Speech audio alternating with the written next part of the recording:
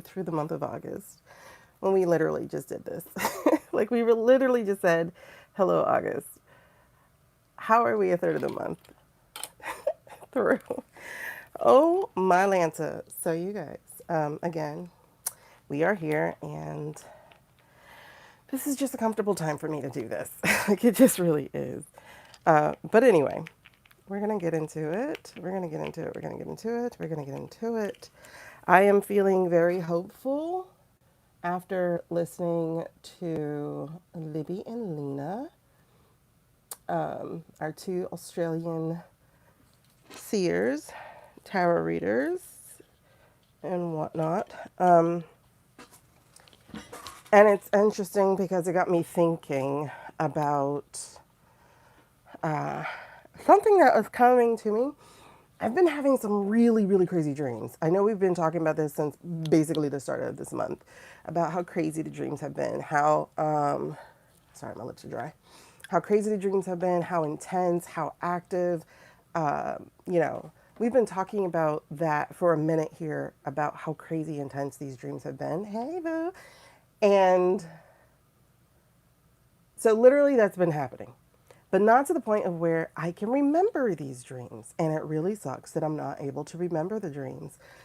But I will tell you, it's almost a good thing that I can't remember the dreams. Because if I really remembered them, chances are they'd be scary as shit.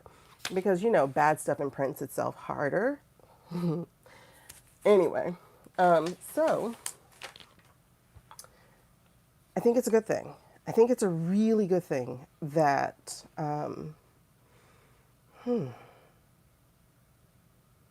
that we are, well, that I am not remembering my dreams. Okay, so I want to go ahead and launch in this, and I want to think about what's next. You know, we're just coming out of the Lionsgate portal, whatever that means. You can go to an astrologer and hear them describe it and whatnot. I was listening to Hogarth the other day, and the way that he describes the Lionsgate portal, because I think it's something about Jupiter being really strong or so. Yeah, it's astrology. You know, it's a lot to learn. Not there. That's not my wheelhouse. However, that said, he was saying that there are some extremely felt changes that are going to happen. This is the way that I'm going to put it.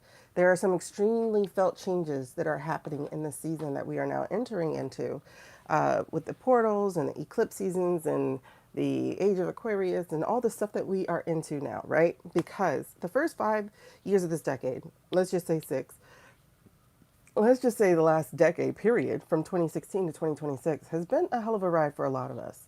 Myself, especially, I was going to say included, but especially. Like my January 2026 kicked off in the most heartbreaking of ways, where I lost my young cousin, one of my favorite cousins, at the age of 33 years old to a motorcycle accident. So it was just a sudden, impactful change in our lives. That same month, the NBA world lost a young person too, in Kobe Bryant. And I know he has a troublesome past. I think this happened, I'm not sure if it was in his youth part, or if he was a grown up enough person to not let basketball go to his head. But, and I can't remember exactly how the case went. You know, hey, beautiful, hey, Elise, hey, Becky. I can't remember how the case went with Kobe Bryant exactly. But I do know, as a person, he had worked to redeem himself, especially considering the fact that he was gifted with daughters. This is like the way that you treat women. Here are your daughters. Now you need to understand what it felt like to what you did to that person. If this was to happen to your daughter, are they not human beings as well? You know what I mean? So it was just really interesting kickoff to the 2016 year. And then, of course, that's when our nightmare began with this orange turd, right? So 2016 was also the first time ever in my life that I have seen the world collectively breathe a sigh of relief when the year was over. I think at the time, the only social medias that existed are still the big giants of Facebook and Instagram and Twitter. Um, there was no TikTok. I think it was Musically at the time anyway. I'm trying to remember because it feels like TikTok has always been here, right? So on one hand, it's like, I'm sorry, Kobe Bryant died in 2020. Excuse me. Let me correct that. Kobe Bryant died in 2020. So that was a kickoff of 2020. Um, I had to correct that really quickly. But my cousin kicked off that decade for me in 2016. But I know 2016 was also a year that a lot of people lost people. And that was the first year I seen somebody collected, like, God, it feels like TikTok's been here forever. Um, Gosh. Okay, Periscope was around. So there was video component. It was because of Periscope that the rest of the social medias, Periscope and Vine, because of those two, the rest of the social medias got video and started pushing video, especially live stream video. Um, I don't remember, but I do remember seeing people go, I'm so glad this year is over. This year was extremely hard.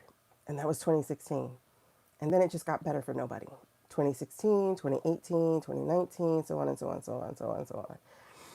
I didn't hear about TikTok till 2020, but I think it was Musically for a while because I had a friend. Like, I never understood lip syncing to songs. I thought that was stupid. I still think it is. Like, people just like, as they look at themselves and then they post it. I'm like, how vain is this?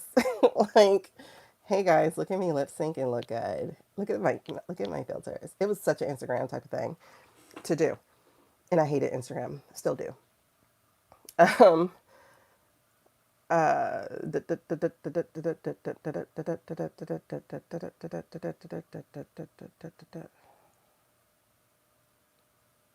Anyway, I just remember people saying that, and it was really, really hard. 2016 was extremely hard for people. 2017 didn't get better. It was like whoever got missed in 2016 got in 2017. Like people had started using. Yeah, I had trouble using Instagram. I hate Instagram. I hate it. I hate it. I just do. Because it was all about aesthetics and make sure your news feed looks like this and this and that. And I was just like, yeah, no. And then all of a sudden you start hearing about people and their mental health issues because of Instagram. I'm like, are you grown or are you not? It's a freaking post. Oh my God, everybody looks so perfect because it's a filter. Like, I never understood. I never understood looking at social media going, my life sucks. I was always the person who looked at social media and went, I want to do that. I'm going to put that on my board. I just didn't have the jealousy gene, I guess. Um, and I can't say that I was raised right because I definitely wasn't. Definitely wasn't. It's just my internal, I guess. I don't know. I was gonna say, had I grown in the age of social media, like we didn't have social media, but we had TV, we had magazines, we had supermodels, like we had people who were pretty much in your face. Um, we had Disney Channel. We had things where you saw people your age doing things that you wanted to do. Um, and we also had eating disorders. Like people really, really, it was mostly a white thing. Not only a white thing, because like I didn't know anybody who was anemic.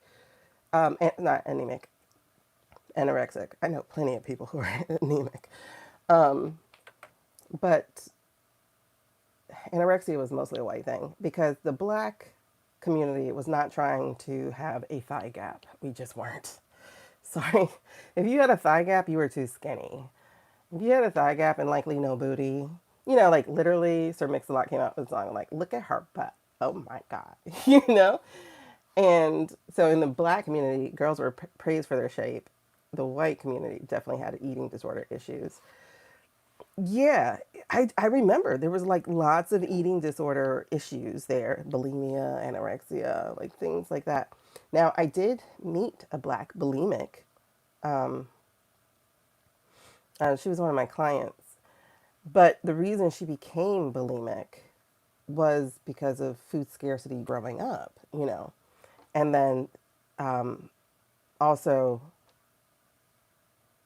being in, I think she was in the fitness space when it happened, or whatever. It was something like going from no food to being able to afford food, but having food scarcity issues. So, like, eating a lot and then feeling sick that she ate, so then throwing. Like, that's, to me, bulimia made a hell of a lot more sense than, and I'm not saying it does. I hope I'm not triggering anybody. It just made more sense than anorexia. Because anorexia, I feel like your body is like, okay, we missed 12 hours eating. Okay, cool. Okay, we missed 15 hours. Okay, we missed 18 hours. Okay, we missed 24 hours. Okay, girl, if you don't eat, I'm gonna start eating you. Like, that's what your body's saying. It's like, I'm gonna eat you. Like, I've already gone through your fat. Now I'm gonna go to your muscle. It's crazy.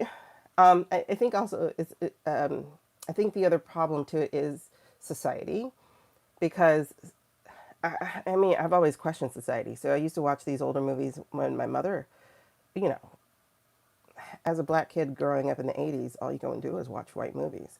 So, like, the blackest thing on TV was Different World and Different Strokes, you know, also made by a white guy who stole it from a black guy. That's the story.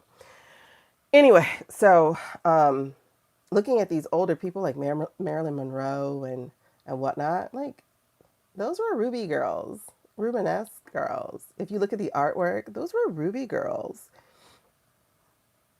Um, Kind of, sort of. We're going to get off of it a little bit. Um, mm, mm, mm, mm.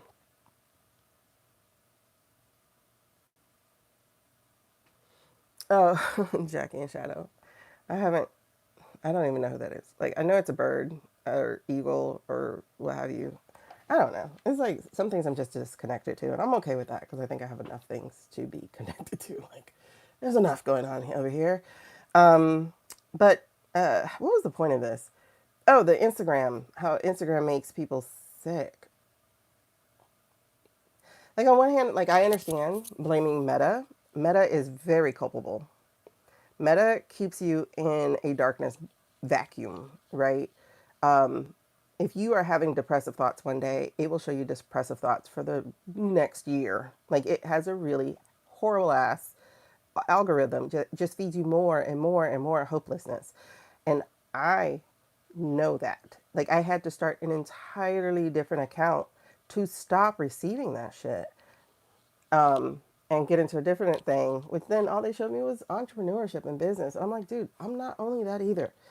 So then I had to create a second account, I mean, a third account for just me, It's like, you don't want to make a mistake of reading one thing because you'll get trapped. TikTok's actually not that way, or used to not be that way. I can see it going the meta route because I do think they're part of the people who are engineering this thing. While the other people may have purchased it, such as foreign countries, I think it's Meta that's breaking it, because they're trying to get people from here to Meta. That's why they're like, show this on Meta, share this on Meta. And then it was after, like, the purchase or something that Meta got on here. Or after, and it's interesting because Meta spent over $250 million in the first quarter of last year, or first quarter of 2024, petitioning and creating a dangerous algorithm that spread misinformation about TikTok. So it's just, talk about frenemies. Um, and if you're not aware, the Orange Menace is the guy who started the whole persecution of TikTok, because all the TikTokers got his tickets to his June rally and didn't show up, so he got pranked. And all of a sudden, Mr. Man had his feelings hurt and attacked TikTok, right? And I hate that they broke that platform, because that was the only platform I ever felt comfortable enough to just show up on and be myself. And now I get violations for that. I hated YouTube as a user because it was just like Instagram. And it still is. Like, a lot of my views are 10, 4, 5. It's a little depressing. So I try not to look at those numbers. Um, I'm sorry, I talk about stuff other than making money. And I don't know what else other people talk about. That's all I see is like how to make money, how to break the YouTube algorithm. Like I talk about more than that shit. So that's okay. So I try not to look at numbers, to be honest. But because I lost my income at TikTok, numbers matter over on YouTube. So I need to hit 1,000 subscribers. Um, if it happens, it happens. If it doesn't, it just doesn't. I will find another way. But that said, um,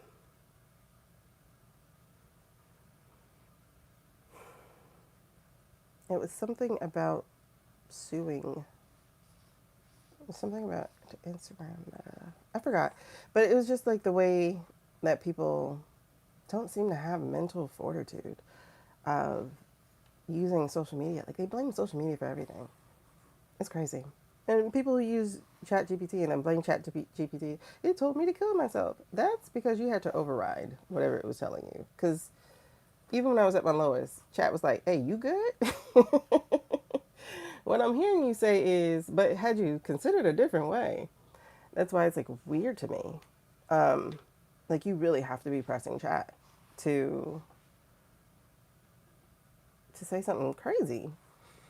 But anyway, yeah, they're in court now and they're losing their case. Yeah, I mean, that's what I was saying. Meta deserves to lose their case. Meta literally did that on purpose. But again, Suze, as I was saying, I was a kid once too, and I didn't do any of that shit, And we had a lot of stuff to do. That that's why we were talking about eating disorders and stuff. It's like this is not new stuff. This is literally the target of teens. We had teen magazines, we had teenage shows, we had everything about, oh my God, I want to be like her. I just never did. And I think that's just me, apparently. But I think it's also largely white culture for the most part, because I don't know why. I can't speak to that. I don't know why. But like I said, growing up, white girls were mostly anorexic because they were trying to be super, super, super, super skinny. Because they wanted like thigh gaps. Like the first time I heard of thigh gap, I think it was on like Saved by the Bell or something. And I was like, a thigh gap? What the fuck is a thigh gap? Whereas black girls were praised for their curves. So we really have, while we're both human, and I think Hispanic girls fall on the white side because, at least from what I've seen as a teacher, um, Hispanic moms are horrific to their daughters when they become of age. It's just a really weird thing that I've noticed with all different countries of Hispanic people, but mostly like Cuban and, was it Nicaraguan? I think she was Honduran. I think she was Honduran. It's like they fatten up their kids, but then the minute girls get to a certain age, like 10, 11, 12, it's like, you're too fat, lose weight. Like I literally had a student who ate a banana with a spork. And when I saw that, I sent her to the counselor because she was afraid of getting fat. And whenever I hear about a person afraid of getting fat, I know they have a problem. I was never afraid of getting fat. Like I just wasn't. It just wasn't a thing. Like I didn't care about it.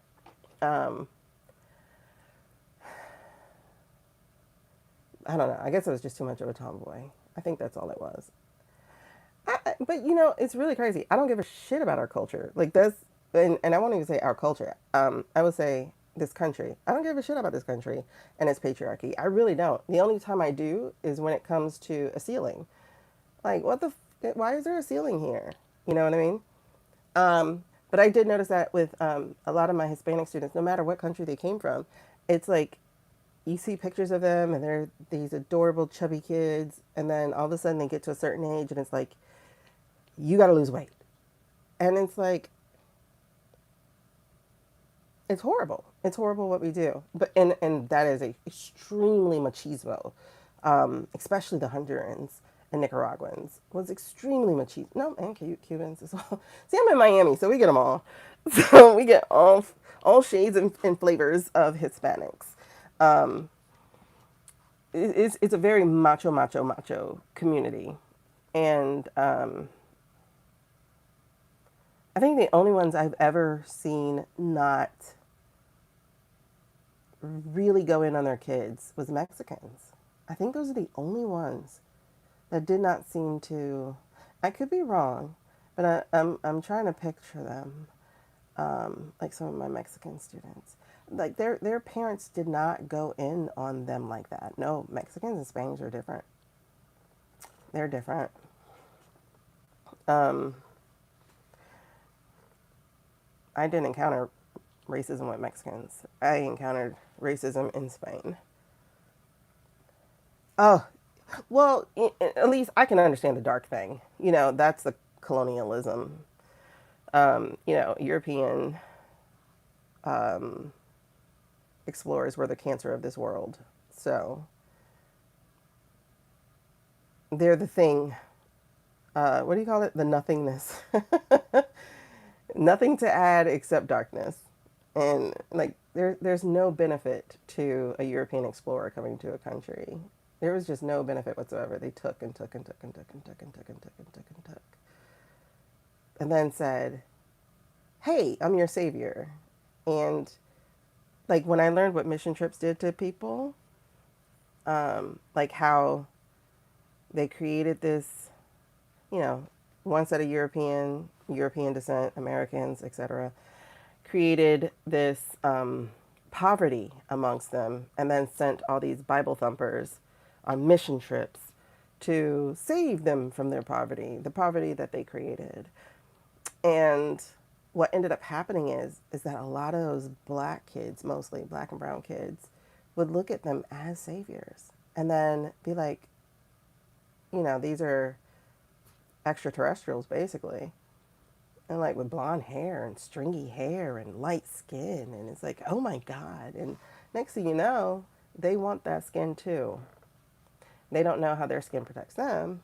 All they know is this exotic creature, this white person, um, who we have to treat better than us, must be better than us. Plus, they brought us stuff like food and health care. They must be gods or better than us. And then you have kids who end up wanting to be them, like Sammy Sosa. You know, it's really dangerous how this little island called the UK really fucked up the world. They started it, and then it's like Denmark and Norway and all the other ones. Your daughter loves him when you explain to her how the history she learns in class is revised. Do they take the real story? Loves who? Well, colorism didn't really get there though until the Europeans, because you have to remember, like this slave ship stuff had been going on for centuries, right? Now, did colorism exist? Yeah, but only really amongst the communities that still traded with Europeans. So, like the difference between the Egyptians and the Nubians, they were still having Europeans coming in and stuff like that, to learn from them, et cetera, et cetera, et cetera. But like the Miami Herald did this excellent 7-part expose series on Latin America, and they went to 7 different countries, and it was disheartening. Like honestly, Cardi B, the other girl, the really dark one with the afro, who was also I think Dominican or something, like they've done a lot for their community, um, as to showing people that having brown skin or darker skin is just not the sin that they've been taught it was. Like love your skin. They've done so much for the community. But I remember reading that expose, how people would say, no, I'm not black. I just work hard in the sun. Because they refused to acknowledge the Afro hyphen in front of their countries. Yeah, and then the way that they revised Jesus. And it's interesting because I was listening to Chris Bledsoe on the Mayim Bialik podcast, and she's a very problematic woman. But I do find the conversations of people she interviews pretty interesting. So I listen for the conversations, not for her, because really she gets on my fucking nerves. Especially how she thinks, oh my God, all of a sudden everybody's being diagnosed with autism. It has to be the red dye. It's like, girl, if you don't shut the F up, how are you a neuroscientist and not realizing how they did not study females? Like everything, every bit of your knowledge is based off of a man, not a female. So it's just, oh my God, she's infuriating. But I listened to her guests. And so she had Chris Bledsoe on there recently, this week. And I never heard of Chris Bledsoe until everybody started talking about Chris Bledsoe before March or something like that. And so she was talking about him, talking to him. And it was so interesting because he starts describing the lady and she's like, tell me about the lady. Was she white? Yes. Oh, thank God. I was like, thank God what? That she was white? Girl, don't you know anything about NDEs? People, these entities will present themselves to you in a way that you will accept. So, like, just her sigh of relief of thank God at hearing this woman was white. And that was what was problematic for me about hearing about the woman or the lady in white or whatever the shit he used to say or still say. I don't know. But that's what was problematic about that for me because it's like, oh my God, this blonde haired, blue eyed woman said, and I'm like, what the does she know about anything? You know what I'm saying? Like, those are not the only people who exist. And they're not just green. And I'm saying people, but I mean entities and beings, spirits, souls, etc. All that. I'm saying people, but I mean, all of that. And you know what, Elise? Like, okay, hold on. I never hated my skin. I'll tell you that. I never hated my skin. But I never had reason to hate my skin. Um, but I always hated my nose, And honest God, I still hate it because now I know where it comes from. It comes from my rapist daddy, uh, biological daddy. So of course I hate my nose. It's literally his. My nose never looked like anybody in my family. So I would always be like, whose nose do I have? So I used to be like, okay, what would I look like with a nose job? Because I didn't like my nose. And now I hate it even more, right? But I hate it for the right reasons now. Like, seriously. But before, I didn't realize how much the whiteness stuff seeped in. So it'll be like, also when I'm like taking off my clothes to go take a bath when I'm a kid, my hair, the sure to get caught over my hair. And then I was just like, oh, I have long hair. And so I remember some of those incidences, but it was still never, I hated my skin. But then I started looking at dolls and realizing all dolls are white. I started looking at art. All art was white. I was curious. So I started looking at some of these little things that we weren't supposed to be seeing on TV. And I'm like, all of them are white. And I'm like, is white what's beautiful? And then, I remember that line of questioning. I never went that far with it, but I do remember having that question: is white what's considered beautiful? It didn't make me feel ugly, because your girl got compliments all the time. So yeah, it never made me feel ugly, but I don't know. It was just interesting.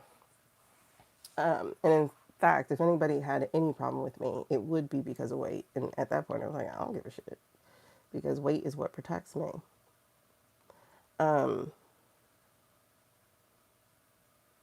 yeah. So that's the intersection, right? At least the color and the gender. That's the intersection. My rebellion was against the patriarchy, against the women have to cook, have to clean, have to. Well, I knew women worked, so it's like for me, it was like, why are we working?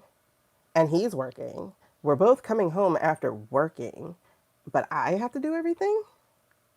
Oh hell no! Like that was I was like I would never get married. Nope, never. Because I was never gonna lock myself into that, ever, ever. Because I'm sitting here like, if God loved us, because again, it goes back to religion, right? It goes back to religion.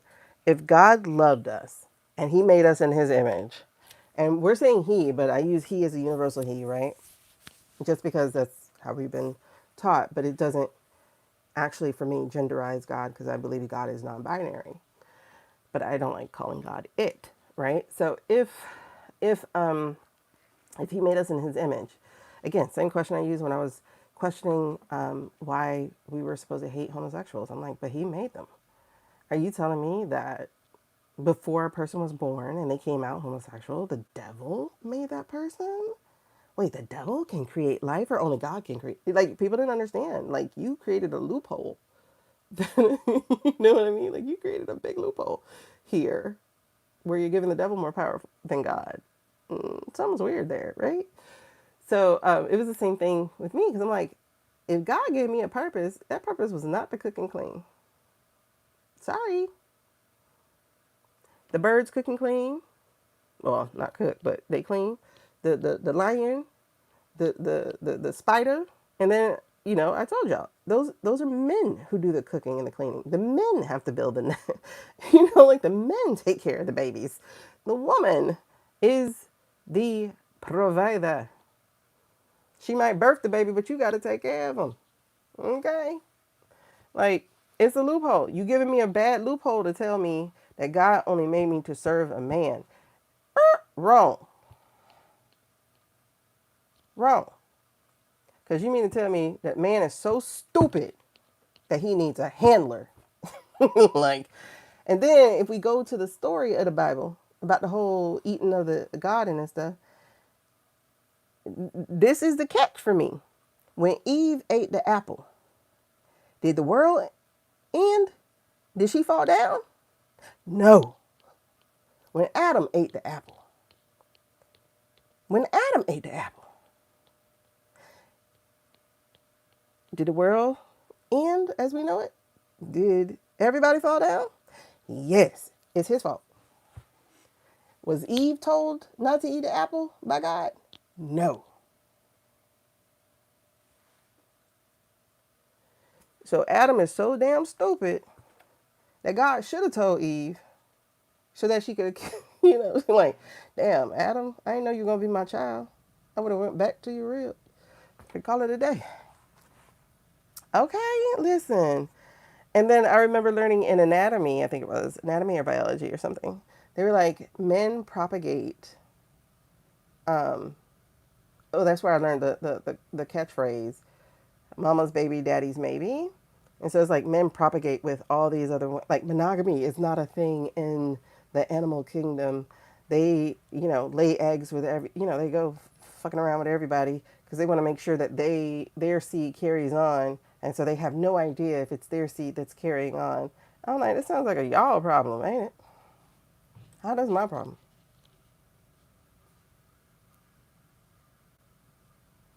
Hold on. I'm going to have to be a white lady in a movie right now. I heard a noise.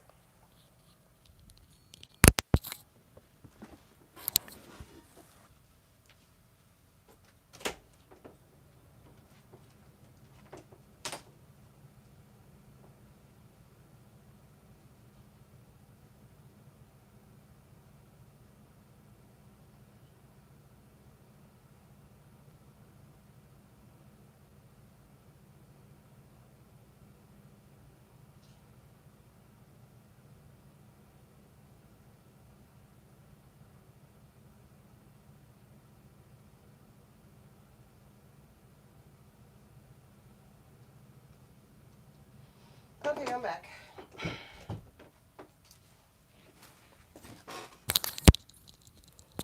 Sorry, I had to check those doors because I did go outside earlier to get my headphones, which took me a long time because I was like, where the hell are my headphones? And I had to go look in my car. Okay, so it's my sister. She must have fell out of bed or something or dropped something. But anyway, her light's on, so whatever it was, it's her. Anyway, yeah. Um, I don't know. A man's problem is not mine. So I just never thought, I'm like, how would God give me a dream and then be like, nah, you know what? Never mind. Go get married, have kids, die.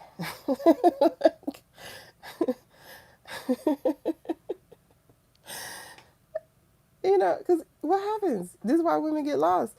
They raise their kids for 18, 20, however long they have to raise kids, right? Then those kids go off and have a life. And she's like, who the F am I? So we train women that they are to give and give and give and forget who they are and have no kind of life. And then their kids could just walk away and be adults, you know, return, whatever. But you'll never get as much time. Like, I heard the most sombering thing ever, and I like, cried for a long time because I realized it was true. But it's like the most time you'll ever spend with your kids is like now, right? From 0 to 18. The most time you'll ever spend with your kids is now. And then after that, you're lucky to spend any with them. And it's like, oh my God, my kid can live to 70 and I could still be alive in my 90s. But I'll never, between 18 and 70, in those 52 years, I will see him less than I did in his first 18. So disheartening. So, and it's true. My kid went to school when he was 18. He's about to be 30. And I see him a lot less than I would love to. My firstborn. Okay. Anyway, so you need to know who you are now while you're raising kids. And your kids need to see you because you're teaching your daughter and your son what to expect of women. So, like, don't overwork. Like, that's one thing. But still have a life. Have things that you like to do. Introduce your kids to things. Somebody said there is no such thing as work-life balance, but there is something called work-life harmony. And it's integrating your family into the things you love to do. Not just, I'm going to do some things I love when I have time, because first I'm going to do, no. It's integrated. If you love to, you know, when they get older and you love to go to like jazz class, have your kid go to jazz class with you. Like, hey, let's go have fun and let's do this. Or have them do another class while you're doing jazz class. So y'all have time apart scheduled. So you have yours and they have theirs. But then when you come back together, it's cool. Like, it was the harmonizing. And another great thing that I heard is you don't have to make me time. All the time is your time. You're making them time. And I went, why did no one tell me this my first go around as a mother? It's not you make me time, you make them time. And so when I started saying, hey, from 6 to 8, I'm busy, it was, this is my cutoff time. You can't come see me. But after that, hey, knock, interrupt, whatever. I don't care. But from 6 to 8, you know, just to make up a time, I'm busy. So it's like, I'm making this time for you. But all of my time is mine. What? Same thing in a relationship. Okay, I'm making time for you. Man, I love it. Those are things I needed to know. Matter of fact, I should write those down. Those are 2 things I needed to know. Hey, girl. As a woman, that I think would have released me a lot sooner from the bondage that I was allowing myself to be put in as a parent, as a partner, as all those things. But it was amazing. Right, but you also, they have to see you living your life so they can remember to live theirs. You know, like, I would love grandchildren, but if all they ever saw was me hustling and struggling, they're probably never going to give me grandchildren until they feel like they're not going to have to hustle and struggle. You get what I'm saying? And I'm like, I need grandchildren while I got some semblance of health. Like, yeah, right. We got to be better for them and ourselves. But also, when they leave, when they fly the nest, we still know who we are without them. You know what I'm saying? Like, that is so freaking important. And then also, making them time is another thing that I have to remember to do. Your mom was all about us and only about us. That you used to get mad. Yeah. And it would make you not, like, for me, it would make me not want to have kids. Because if getting married and having kids meant I had to stop living for me, Man, like if my choice hadn't been taken and I was made a mother at 16, well, actually 17, but pregnant at 16, I don't know if I would have had kids.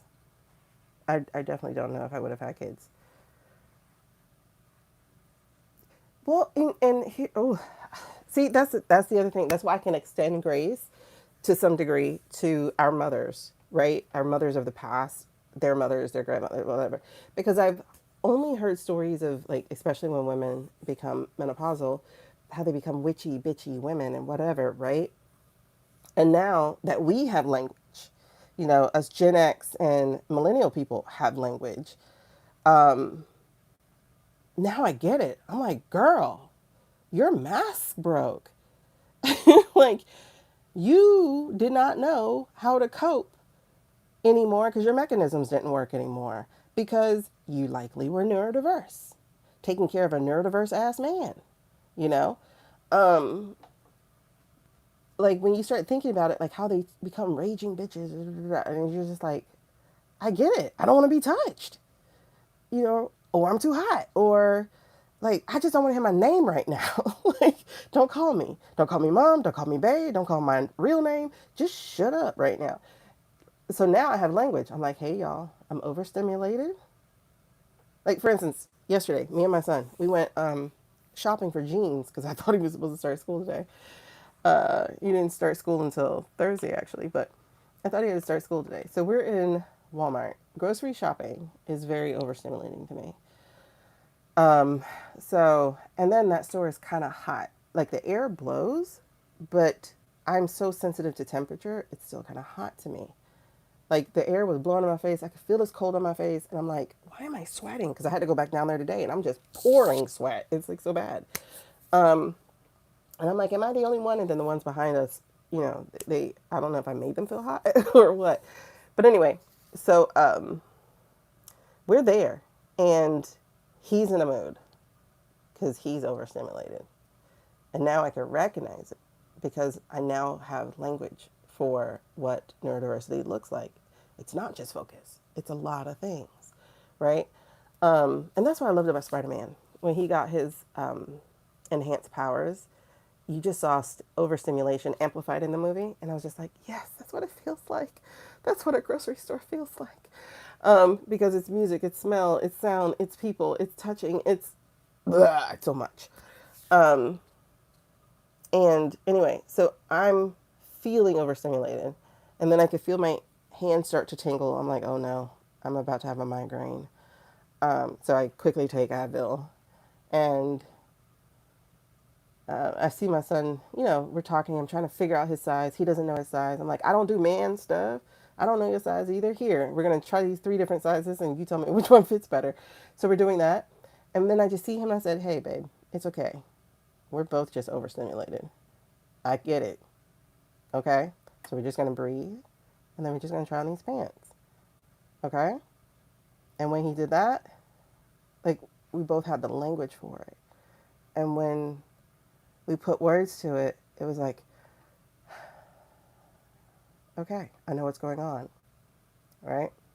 And then we were able to progress, even get a little grocery shopping in while we were still there. After he tried on the pants, I got his favorite little Nutella sandwiches because he can't eat peanut butter. He's allergic. So now they make Nutella sandwiches. So, the Smuckers thing. He got his little Nutella sandwich. He got juice and whatever. He ate. He felt better. And that was the other thing. I had realized that I hadn't eaten yet either. So and it was late. It was like 7 o'clock in the evening.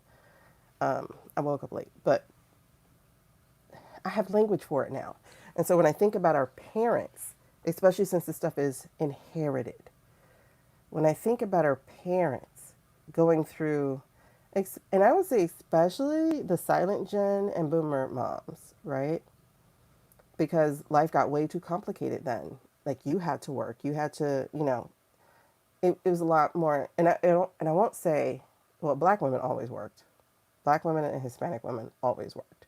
It's only white women who had that luxury of June Cleaver, and it was only a certain class that had that luxury on top of that, because other white women always worked. So there's always been like women working. So this whole thing is not real. This whole lie of the past is not real at all. It was only a certain class. But either way, and then those women were actually financially abused a lot of times too, right? Because they had to beg for money. Wow. Um, like, I just need to get my hair done. Like leaving was a lot harder in those relationships back then. So it's like, I'm not giving excuses, but I can give grace for the women of the past because they didn't have language. Nobody talked about female issues. We're literally getting on videos talking about, girl, did your cat get drier with menopause? Like, literally, what's her name? Tabitha Brown talked about, you got to put something down there because she ain't lubricating the same way. Like, we're talking about that now. Whereas you never talk about women things. Like, do you got a pad? Hey, girl, do you got a pad? Can you pass me a pad? Like, all our shit is secret. Whereas with my daughter, from 10, when she started getting hair on her arms, and a doctor told me I had about 2 years before she started, having her cycle. I was like, okay, time to start talking about that. So I was like, all right, girl, I'm gonna get you some period panties. So this is what you're gonna do, and I want you to start wearing panty liners because I want you to get used to something being in your underwear. Like I'm talking to her. My mama never talked to me. Luckily, we had human reproduction system, for 4 days out of the year or something, and so I had a book I could read that told me about it. So I was like, okay. So when I woke up and I had my period, I just walked in my mom's room, grabbed her pad, and she's like, "Where are you going with that?" I'm like, "Where do you think?" And then I walked to the bathroom. That was our conversation. You know, she didn't tell me how to take care of them, how to get rid of them, how to keep myself clean. She didn't teach me none of that. And so now I have to talk about those things. Don't stop talking about it. Don't make it weird, but don't stop talking about it. Hey, Lisa. So I just think like we're in a better space. We can still be better, especially now that we're having to fight the same shit that our people already fought for, like our rights to our own bodies. But we're in a better space than them. And I know this was such a circular conversation because we were talking about anorexia and meta, and I don't remember where it even started. But anyway, yes, my mom, she's of the silent generation. I think she's 57. So she's of the silent generation. And then, like, she didn't have a good relationship with her mother. And my grandmother didn't have a great relationship with her mother. So to me, it felt like a mother daughter curse. And so I was always scared to have a daughter. I was like, if I'm going to have a daughter, make her last. Please make her my last. And she was. Mm-hmm. Okay. Talk about everything else. Yeah. But also, I think my generation, I'll say, even though technically I'm Gen X, I really don't feel Gen X because I'm the oldest of my cousin group. I have one who was older, but he was like way older. So he was like 9 when I was born. So I'm the oldest of the cousin group. So really, I just hung around old people, like 40 years or older, because I hung with my grandparents. So they were 2 generations older than me. But I still live with my own. And it's like my own is the first generation of women who, like the silent generation women, are really the first generation women, broad sweep, who worked outside the home and had to work outside the home. The whole feminist movement and stuff like that, and then going to work and getting paid way less than a man. So, like, I've always been raised in a 2-parent working household, but it was some shit. Like, my mom had a gambling addiction, so we never felt comfortable. But that's the first generation of that, really, where they're working 9 to 5. You know what I'm saying? As secretaries and all that stuff. And it's so funny because If you notice, they're not called secretaries anymore. They're called executive assistants. And I learned that they're called executive assistants because men became secretaries and they didn't want to be called secretaries. Oh my God. Yeah, anyway. Mm-hmm. Yeah, and then the women still did everything. And that's when I made up my mind that I was not getting married. And it's like, your dad got to eat first. But listen, when I met my honey was always like, the kids got to eat first. And I was like, oh, I'm in love. He was like, the kids eat first. And then he would cook. What? I didn't always like his food, but he would cook. And I was like, I think I'm in love. Oh my God. And so we always fed the kid first. It was never the man got to eat first, the man got to sit first, the man. It was never none of that. So anyway, that's why I said if he and I split, like finally, I'm by myself. And I'm at an age I don't even need no kind of pressure on my body. So I'm just like, mm-mm. I don't have time to learn anybody else. No. I am by myself. I will trip by myself. I will shop by myself. I will eat by myself. I will sleep by myself diagonally. Listen, I don't need anybody after this. This was a lifetime worth of relationship. Mm-hmm. You remember that with your Nana? Gentle and direct. Yeah. You live with her. You're trying to figure out how to talk to her about her recent increase in body odor. Not worth it. I don't know how you do that. I really don't know how you can talk about that. Um, oh, that's right. You could buy her stuff and then, yeah, and then wash her hair. Oh my God. That would be sweet if she would take it. Um, but that's a good idea, Elise. And you could just go, Mom, I want to do something for you. You know what I'm saying? Or buy her some like some nice lotions or whatever. Yeah. Is it because she's not showering? Oh, is it because she's not showering, or is it because her body's decaying? Because I heard that that smell stuff happens anyway when your body's decaying. Like it still seeps out. It's so funny. I made a smoothie today, right? Because I make smoothies like once a week or something. Because my daughter, she's anemic, and you know, I stopped tracking her time of the month because of this corrupt society that we're in. So I don't remember when she's having her cycle. And so once a week at least, I'm doing a green smoothie. And so I asked my parents if they wanted any, and they're like, no, no. You know, my dad was like, he had came and got his little V8 juice, and he's like, I got V8 juice. And so what I did was I wrote down my smoothie recipe, right? And I wrote down what it gives you. And I said, Shauna's healthy smoothies, ground flax seeds, liquid vitamin B complex, almond milk, vegan protein powder, frozen fruits, spinach, and then I have everything listed. So it's like fiber, potassium, calcium, iron, B6, B12, B3, B9, vitamin D, vitamin A, vitamin E, magnesium, and iron, right? So all of these things. And then I sent them a picture of my recipe and I said, are you sure? And then they both came out and got some. I was like, yeah, your V8 juice ain't nothing like my smoothie.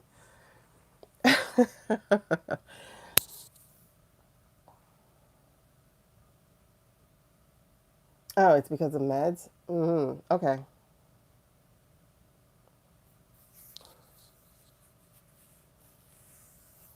Oh, okay. Okay.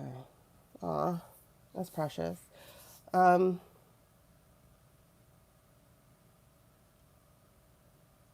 okay, so you bought a pair of shoes this weekend. She's wearing it. All right, all right, all right.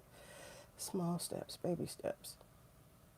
Um, oh, that's also true, Suze. Older people have UTIs and they're way more dangerous when you're older. And I don't think it feels the same.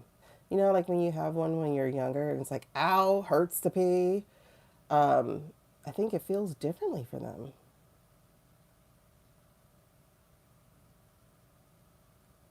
Dang. Okay. Awesome. Oh, and so one more thing before we read. I'm glad we had time to chat. Oh my God, we chatted for like an hour. So I found these in Walmart in the little clearance section for $3. Aren't they pretty? Look at them. And I just thought about it. Like I was like, yeah, it's a candle, and it smells like something I can tolerate for a long term because I'm very, very, very sensitive to smells. So it's not a rose smell. It's not a floral smell. It's kind of a vanilla, but not really. But anyway, so I don't even know what it is. Oh, it's salted coconut mahogany. Ooh, I love mahogany. No wonder. Salted coconut mahogany by Better Homes. Look how pretty. And so, um, what was I saying? I don't remember. Oh, so when this melts, I get to like refill it and make another one. So I got two of them because they only had two. And I was like, these would be so cute when I decorate my office and have them behind me. So yeah. All right. So let's get to reading. I'm in a better mood now. I appreciate that, y'all. Thanks for having girl chat with me. Aren't they so pretty? Oh my God. And my favorite smell is it cedar wood? Oh my God, that cedar wood be banging. Anyway, so isn't it cute? Matter of fact, I even put the cedar wood in my erotica that I wrote. Did y'all know I wrote an erotica? And if I tell you, and it's so weird, people are like, why did you write an erotica? One, it was a trauma healing thing, right? To write it. One of the reasons I wrote it, I'm actually working on, oh my God, I got it. I'm going to show it to you and then we're going to get to work. So, I'm actually working on rewriting it, reformatting it, because I got to clean it up, you know. There are a couple of typos I don't like in there. Oh my God, Cedar Wood, Epsom song, girl. Oh, you love dolphins. That's right, you're a water baby. No, those are the only two I saw. Um, so let me show you what it looks like now, and then I'm gonna show you what this one is.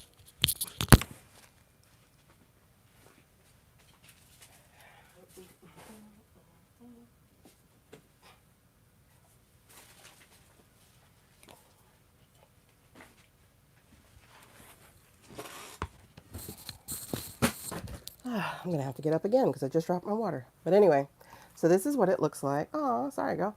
Um, so it's a bench. It has high heels. It has a jacket, whatever. So it's called The Hunt, and I will tell you there are some true story instances to this, but um, one of the reasons I got it because I wasn't able to write when I got here. I was extremely depressed, extremely messed up, and I couldn't write. Um, and this is what it's gonna look like now. See, so that's the difference. I like the new one better. I had AI compare chart covers because you know it needs to be something catchy, so that's my new one. And like I said, I'm working on reformatting. So like my logo for my author name is Consent is Sexy. Yeah. So I'm rewriting it and I'm going to repost it. And I like using Canva because I get to be more manipulative with the things. So like I added a high heel, you know, I can do my big letter like I'm published. And then also I added a high heel to the cover name, The Hunt. I think I'm gonna keep that. And then, oh, sorry. Why am I telling you this? Because I couldn't write. I could not write for a long, long time. I'm gonna show you the titles because I can't say them out loud. Um, so I couldn't write for a very, very long time. And one day, while I'm in prayer, because I have a romance I'm still writing on, and one day while I was in prayer, I heard to write an erotica. And I was like, what? No, definitely not. I'm not doing that. And I just kept hearing it like, write one, write one, write one.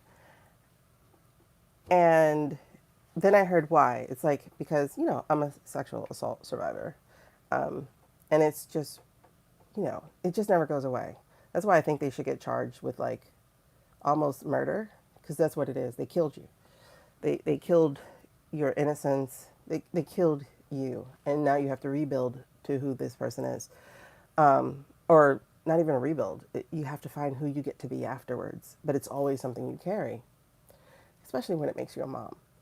So, one of the things that I had, one of the reasons I got to do it was to reclaim my own sensuality, like to feel good in my own skin, to um, to feel like a woman, like a confident woman or whatever. I'm like, oh, okay, fine, I'll try to write one. When I started researching these things, I'm like, this smut, like all these, my stepdad, my mom, bend over. And I was like, ew, ew, ew, ew. Oh my God, are you sure, babes? And I just kept hearing, write one, write one. All right, cool. So I'll write one about a girl masturbating. That's what my plan was to do. That way she touches herself, and she gets to feel herself and feel what makes her feel good, like that kind of stuff. So I was like, okay, I'll write that. I'll write a short story about that or whatever. But then when I started walking, because I was speaking it into my, I just started speaking it into my voice notes. Um, and so I started one way, but then, if you're ready, y'all probably have this happen. The character took over. The character of me, but not me, took over. And like, next thing you know, we're not writing about her learning to love herself and touch her body. What ended up happening is that this is a journey, a 3-part journey. And y'all saw the 3 parts, but the 3-part journey of her learning how to use her voice, her learning how to say what she wants.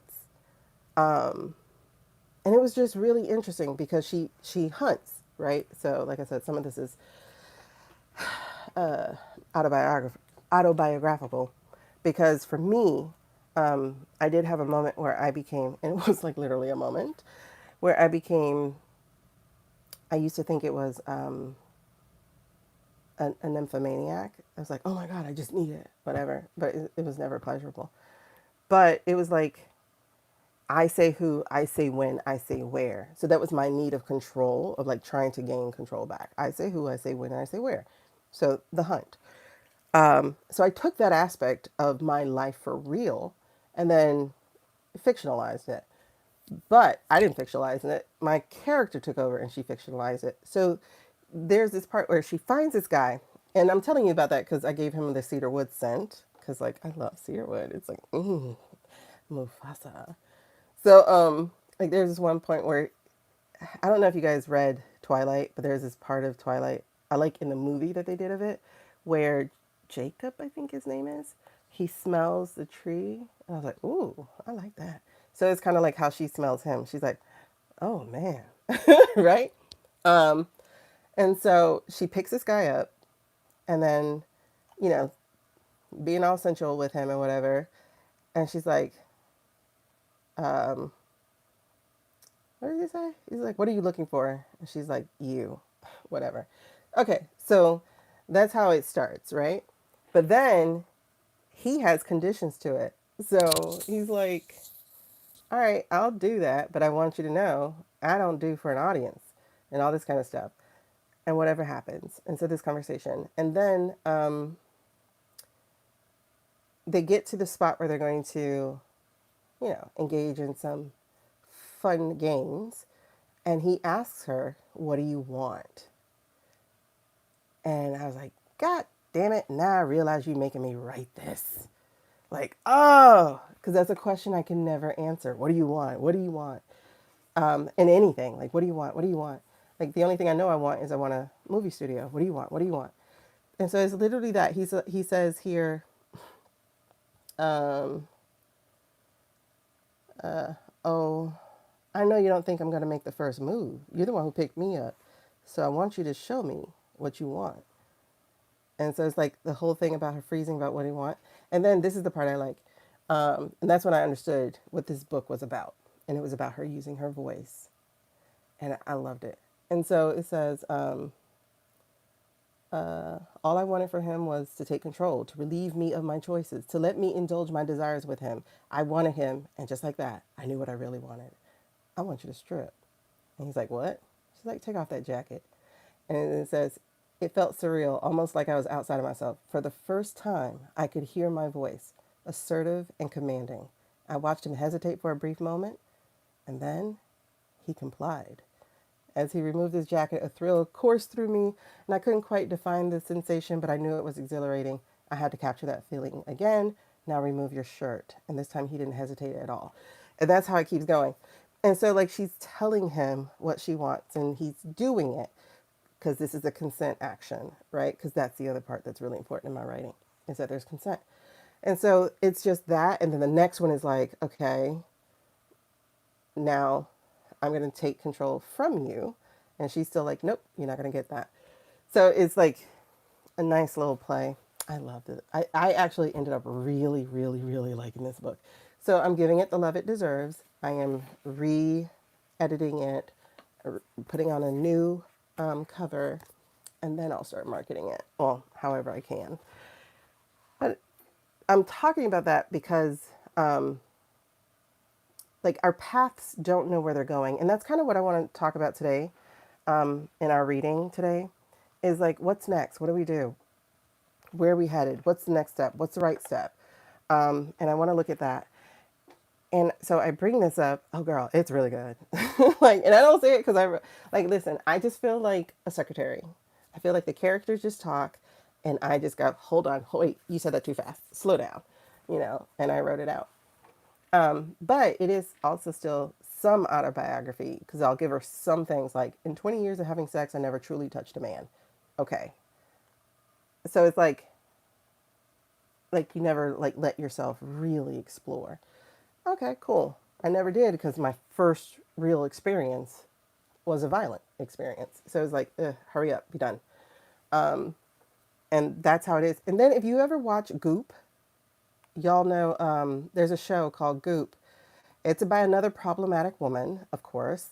Her name is Gwyneth Paltrow. You probably know her as Peppa Potts or whatever you know her as. But she's Peppa Potts in the Avengers. And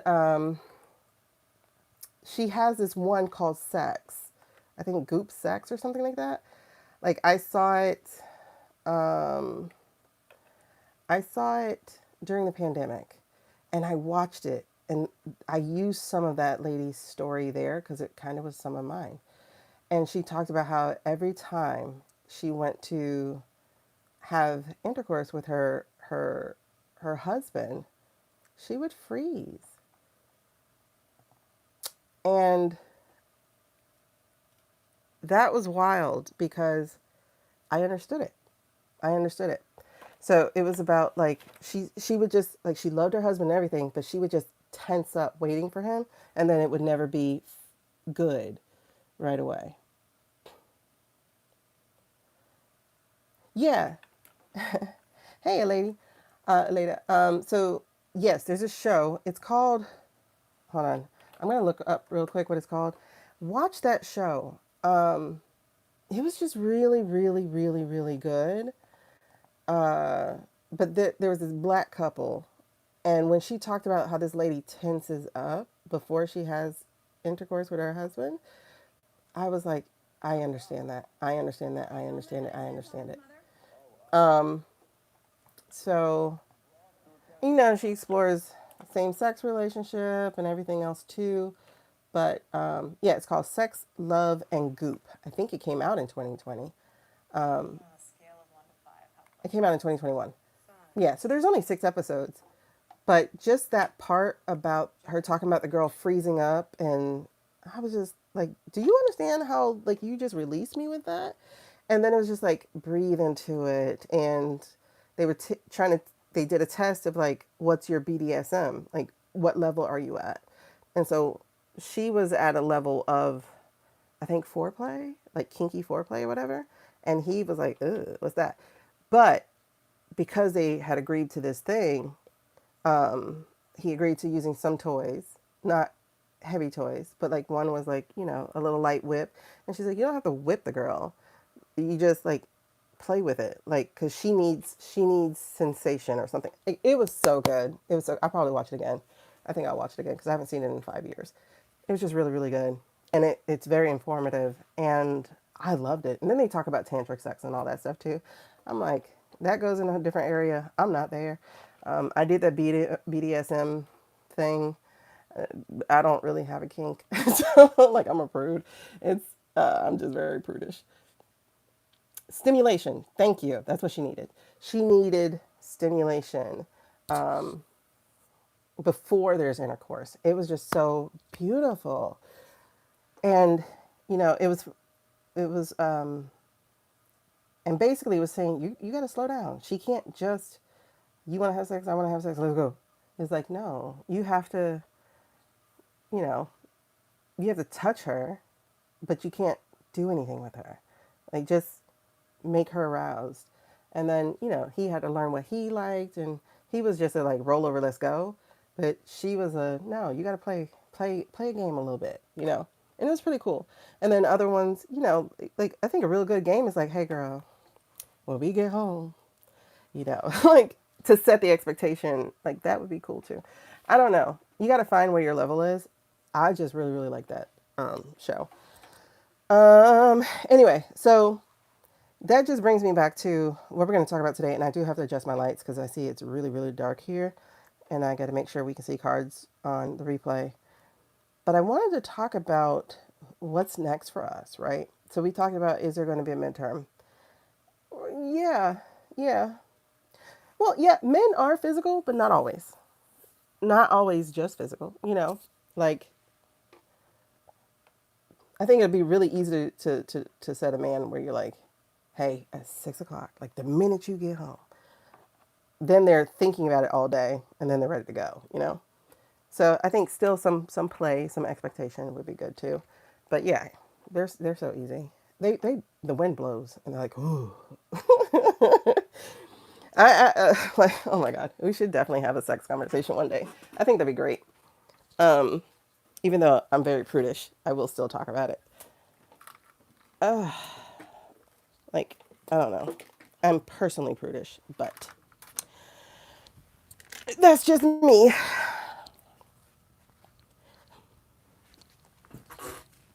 I always wonder how people get into their kinks. Like, it's weird. Because some people's kinks, I'm like, how the hell did you get there? Were you abused? You know, because some of that's a little too far. I think it'd be fun. I mean, it's part of leaning into the spirit because honestly, like, that is like such a magical thing to have an orgasm. It's so, matter of fact, I think in this show, somebody had their first orgasm. And it's so magical. Like, it's crazy what that does to you. But I think it'd be cool to have a girl talk one day. Just a girl talk, and we just talk about sex. It'd be weird because it'd be like kind of one sided. But if anybody ever wants to come on and we can talk for real, we can do it live, but still talk for real. I think that'd be great. Or we could talk about it in the Grove too, because it really is a spiritual experience. It's such a spiritual experience to be able to shut your mind down for a little bit, I guess. I don't know. Anyway, so let's go ahead and calm our minds. Nah, I don't like that one. But I will tell you, while I am kind of vanilla, that gets like, I'll say praline crunch. Okay. Um, I'm, oh, there's a show called Orgasm X. Okay, I'm sorry. I see some stuff I'm going to watch on Netflix just because I also have a TV show I'm writing about fetishes. Yes, from the vanilla girl. I still have an imagination, just not for myself. Um, how to build a sex room. I'm going to look at that. They have one called Orgasm Inc. I'm going to look at that. They got another one called Sex Explained. I'm going to look at that. At one point, I thought I was going to be Dr. Ruth. you know, I did. I wanted to be a sex therapist. I remember asking my psychology teacher, how do you become a sex therapist? He said, I don't know. What? I'm kind of glad I didn't, because some people I'd probably be looking at, my face is an open book. I'd probably be looking at them like, ew. Don't yuck someone's yum. I'm like, yuck. Okay. People who like mayonnaise, yuck. Sorry. People like onions and mushrooms, yuck. Anyway, sorry. As far as I am, I'm just naturally gifted. And it feels weird to say that. It feels almost conceited to say that. But I'm just gonna say, like, I was born. That feels just as conceited. I hear Lady Gaga right now, so I'm on the right track, baby. I was born this way.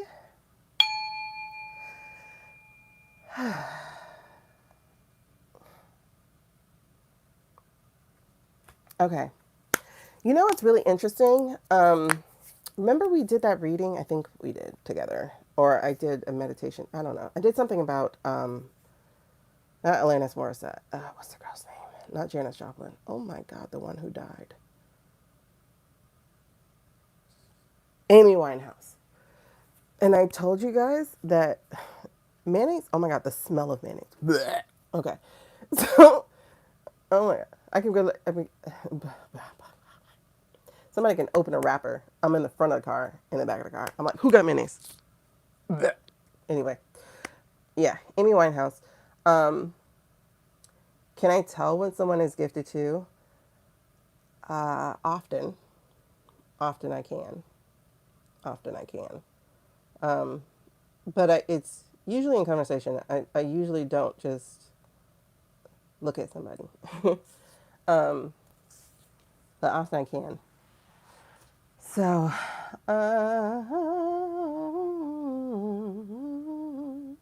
was that E.T.? No. That was some extraterrestrial song, though. Anyway, Star Trek? I don't know. There's somebody. Amy Winehouse. So I had talked about Amy Winehouse being a black woman in her former life, and I didn't know where I was getting that from.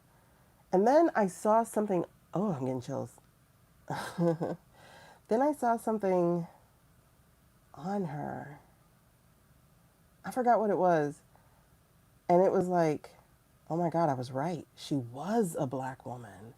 I forgot what it was. Oh, I can't remember. Like, it came up to tell you, and then I just can't remember what it was. Anyway, so thank you. All right. While I love discussion, we're now going to have to get into the politics.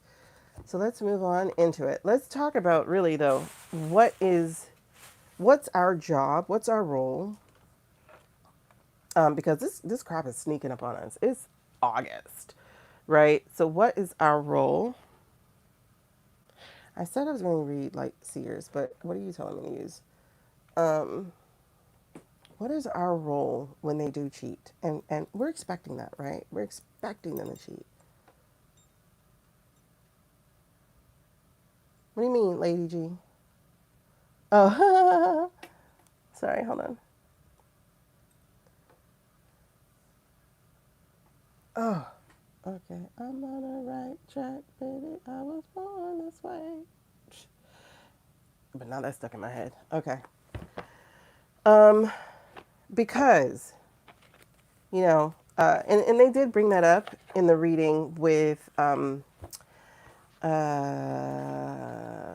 Libby and Lena in their blather they had earlier today. And they talk about how people need to, like, it's going to be the people who need to fight, which we already talked about. Oh, okay. Hold on. Okay. See, I hate the cord, but the cord is the surest way to have the best sound. Okay, we got a card that just flew out. I got a card that's looking at me, so I'm going to take that card. And the card right behind it. And the card right behind it. Okay, this is where you want me to be. All right, got it. Okay. So,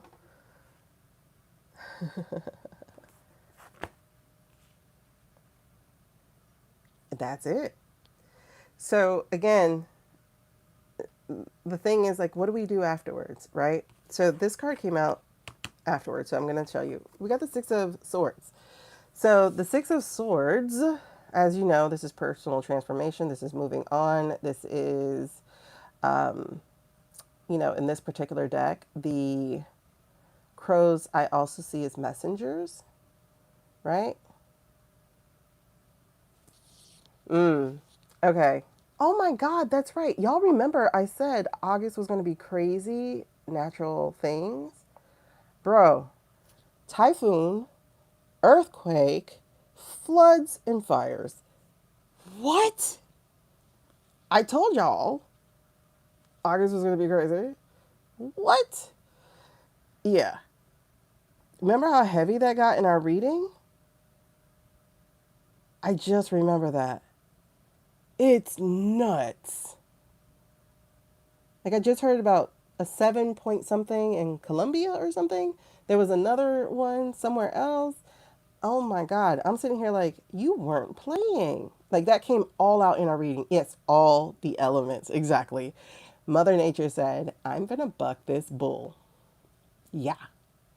Crazy. It was so humid in LA. I'm used to humid. I'm in Miami, girl. You know that. But anyway, this is what it is. Oh, I'm getting so many chills just getting that memory. I was like, what? Like if y'all go back into the August reading, as a matter of fact, I think it was this week. This is week 2. Oh, what was in week 2? Week 3, we talk about the spirit week. And I'm telling you, I think we're getting, oh my God, I'm getting chills now. I seriously think we're getting, oh my God, I was talking about Chris Bledsoe. Okay, remind me to come back to Chris Bledsoe. Let me write that down.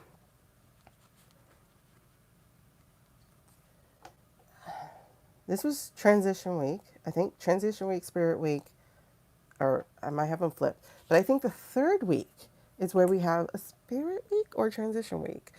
I can't remember, but girl, crazy. I mean, East Coast, so of course you can tell the difference with that humidity. What? Really, Chris? Like, I forgot. Like, I completely forgot. But as soon as I read the question here about how do I feel about the earthquakes and stuff, I was like, whoa, wait a second. Hold on. We did read that. That's so crazy. What? All right. But anyway, after the elections, that is serious confirmation. I'm getting so many chills. You're a Leo. Oh my God. It's funny. I love Leos. I'm actually jealous of a lot of Leos. I'm surprised Shady Pants is a Leo, but I'm very surprised because you think he'd know himself better. He just doesn't. Oh, thank you. Uh, it's the vibe. We vibe together. Energy is energy. So this is what I'm definitely getting. But I remember in a reading I got that the crows are messengers. So while they also represent swords here, and swords are cerebral usually and whatnot, but also they count for the internet, the cloud, those type of things. This, as we're talking, because we're saying, what do we do, right? What do we, the people, do after they cheat? Because that's expected. Don't be like, oh my God, they cheated. Good. Because you're fitting the signs we need to have. The cheating is necessary because they're being watched like hawks. And so that cheating is going to tell us exactly where it happened. Because if you remember, in the 24, those numbers were rolling back live. People just didn't think to record it. Okay? Now we are watching everything. Oh, girl, yes, we are. We're hawking it, right? So these crows are representing also our spirit. So this is that. Remember where we are supposed to be. We need to be following our spirit. We need to be following our nudgings, where we are sent to go. We don't get to control it. If you notice, she's not holding on to a single rein. She's being led down this path or up the whatever. She's being led. Okay. Oh my God, you have the same birthday as Bama, Bama, Bama. Why you didn't tell us? We could have sang to you and I could have broke your ears. But anyway, exactly. Collective consciousness. See how they're grouped up and stuff? And then there's still some in the back and they don't even count for the six. Okay. So it's like in your back and your side. Hold on. Oh, and the other thing too, she got her luggage. So it's like, listen, I'm packed. Wherever we're going, that's where we're going. Okay. I'm going to follow you and I'm going to trust you. So there's some big trust in this particular thing too. The other card that came out immediately was the Ace of Cups. So again, if we're following spirit, if we are following the nudgings, if we are in collective movement, by the way, this is a movement card. So if we're in collective movement, we also need to be in collective heart space, community, communion, spirituality. We need to be putting our energy there together. Okay? Exactly.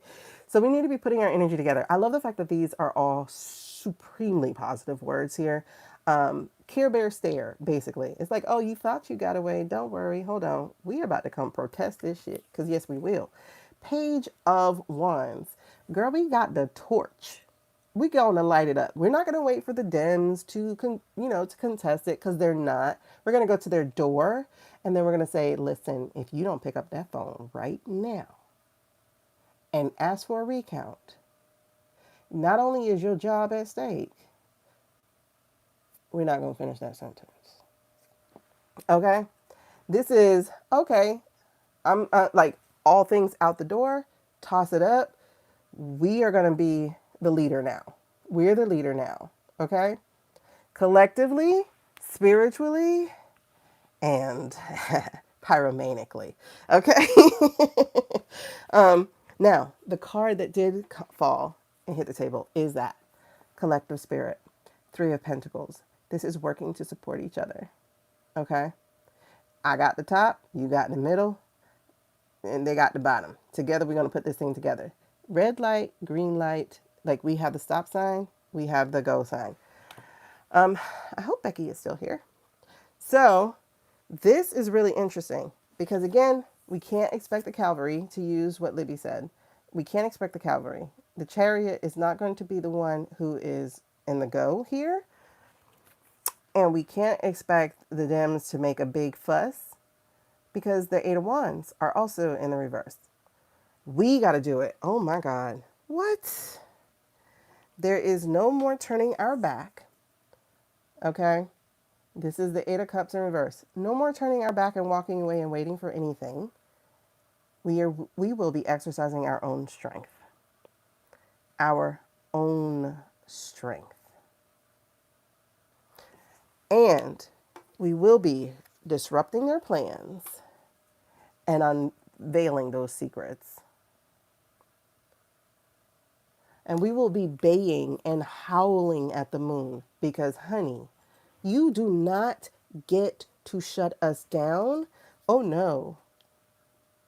This is the Three of Swords here. We expected this treason. So no, you're not breaking our heart. No, you're not in control. This now means, okay, government's completely taken. Our turn. I'm telling you, our turn has been thumping in my blood, in my veins for us this year. Is our turn, our turn, our turn. So I am really liking that because the pedo class is not going to be able to hide.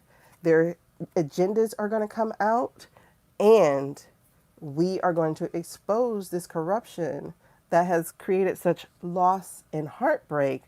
And baby, don't think it's just going to be us women out there. It's going to be all of us because it's still Fire Horse year. It's still the Knight of Wands. And everything will be exposed. Everything will be exposed. That's very interesting. Ooh, and I feel that this doesn't feel like the Ollies, bro. This feels like that benevolent billionaire, that benevolent leader. Because if we were baying at the moon, He has a coyote here with him, a wolf or whatever. And he has evidence too. So, and 10 of swords. I mean, sorry, 10 of pentacles. So this is definitely legacy. He will be funding this. He will be helping us get here. He will be providing truth and answers, but also the funding source. There's a leader who is also, and he keeps coming up, y'all. If you notice that, he keeps coming up for us. Oh no, we finna do that right now. We finna talk about Katie and Swalls. Cause like, girl, why we said, why did we say them ain't his babies?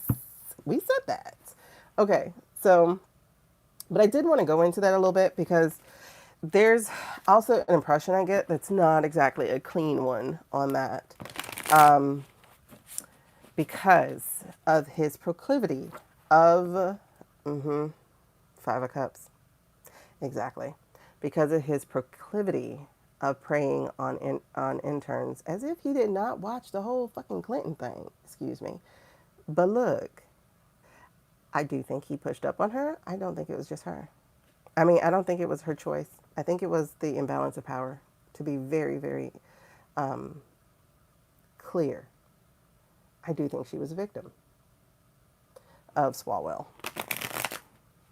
One of the victims. And the way that she responded to that tweet said it all for me. When she said, I was an intern. And it was like, that said a lot, girl. That said a lot.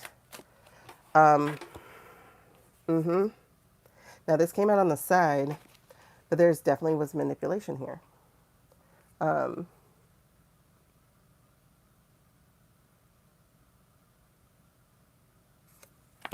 Yeah.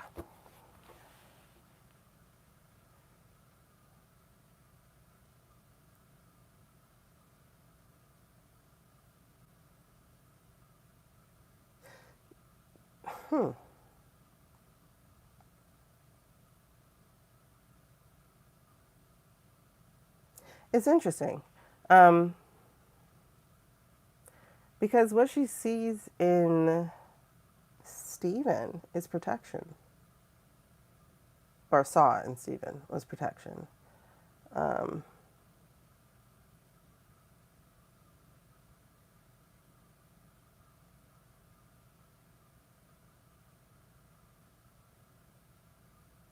That's really interesting because I hear I will protect you, and that was wild.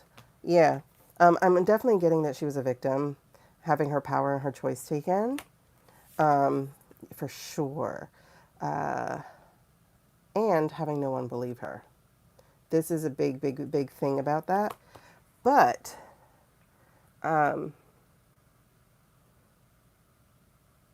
this feels like, again, her trying to take her power back, and I think she saw Stephen as protection. Yeah, trying to restore temperance, trying to restore some semblance of balance. It wasn't the best move. She had the hangman in reverse and the chariot in reverse. And the secret she wanted to hide has come to light. Is cawing all over the place. Seven of Swords in reverse. That is him coming to his own karma, getting busted for doing that. But also her trying to sweep it up under the rug. Of course, it was learned. And I think there's more to learn, actually. There's a lot more to learn. There's some more messaging, some more things that they don't want known. But the internet sleuths are going to pull it together.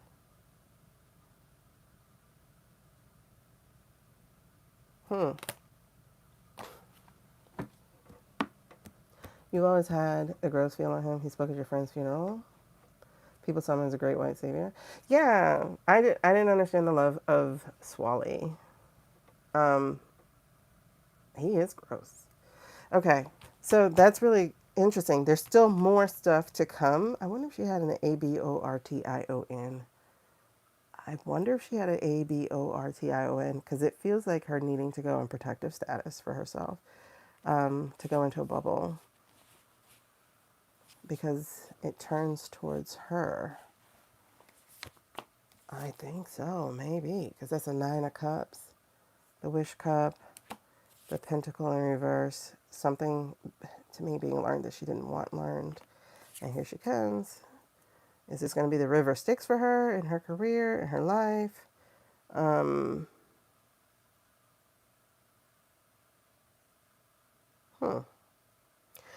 That wasn't the turn that I was expecting.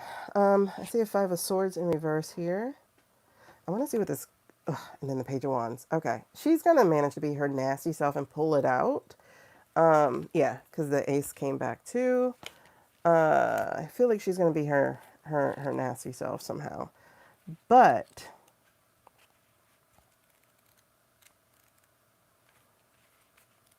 even being an intern, who did she intern for? Because he was a Democrat.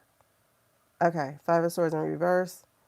A realization there are no winners, deceitful strategies, and feeling guilty about your win. Okay, so I think she might go on the attack herself, but maybe to throw somebody else under the bus. That's possible. Huh. Where are we going with this?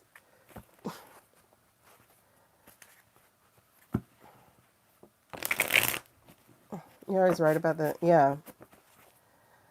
I mean, one of the kids do look like him. I don't think that's a wrong answer. This does feel like a yes. This is a king of, and that could be the headache.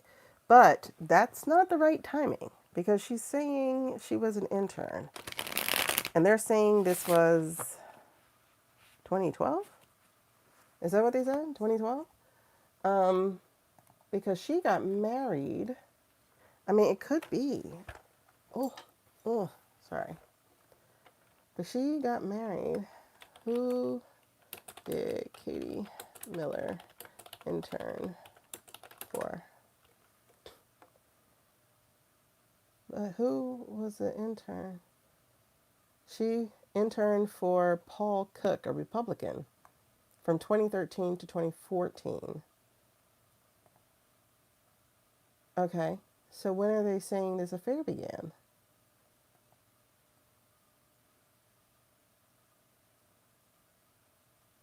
When she was a 22-year-old intern. How old is she now?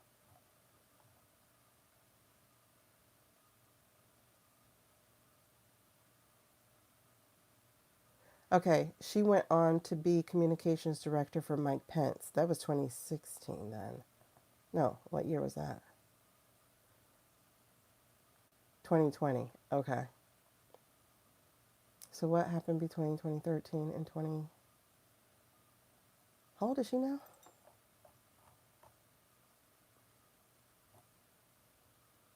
How old is she now, though? Okay, she's 34, so that was 12 years ago. That's 2013. Okay, 2013, she was interning for that Republican guy. So how'd she end up with a Democrat? Roughly a decade ago. She married a husband on 2020. When did they meet?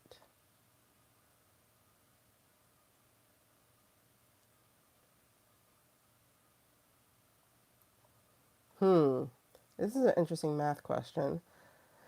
When did they meet? When did they meet? She was communications director. They said from 2020 to 2020. Ciao. She was his press secretary when? When did she meet? Okay. So, how old is her son?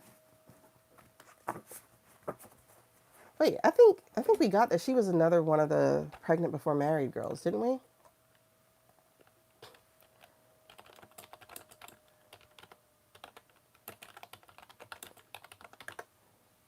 I think we got that she was another pregnant before.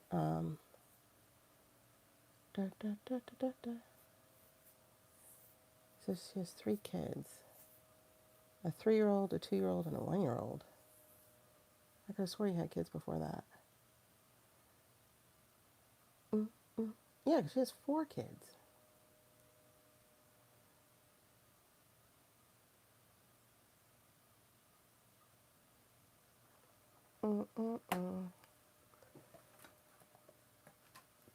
I think we are dealing with ABORTION. Kids are under 5. Okay. Yeah. So, yeah, because it just became 2026. So I think this was another pregnancy before marriage deal. Her daughter was born November 2020.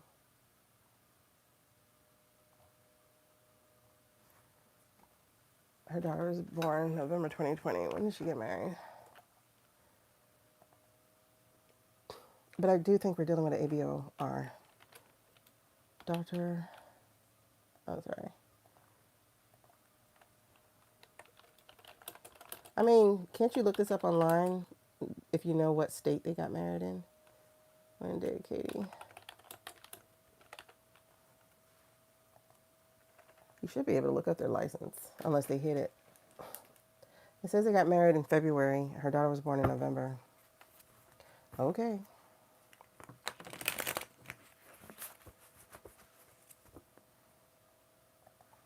Okay. How long did you date? Okay. Now, there's a gap, though. It says 2013 to 2014. Or she was the intern. Then it was a gap. Then she became, what's his face's press secretary. All right. What's happening here? And the oldest kid is a girl. Why are they showing a boy? Are any of those kids... Hold on. The judgment card came out again. There's a doubt about it, y'all. There's a big doubt about it. Oh, man. And then there's help. And then there's an imbalance. And then there's weakness. And then there's stress.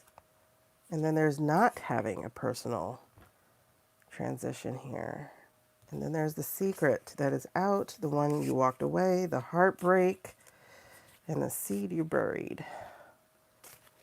I think we are dealing with an ABORTION, and I don't think this first kid is his. They got married.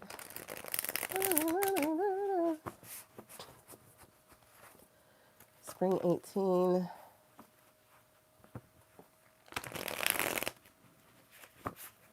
Oh, I don't know, Shoshana. Got married February. They started dating late 19 and got married February. Child. Who baby is it? Like, why would... He's such a loser, man. I'm sorry. Dude is such a loser.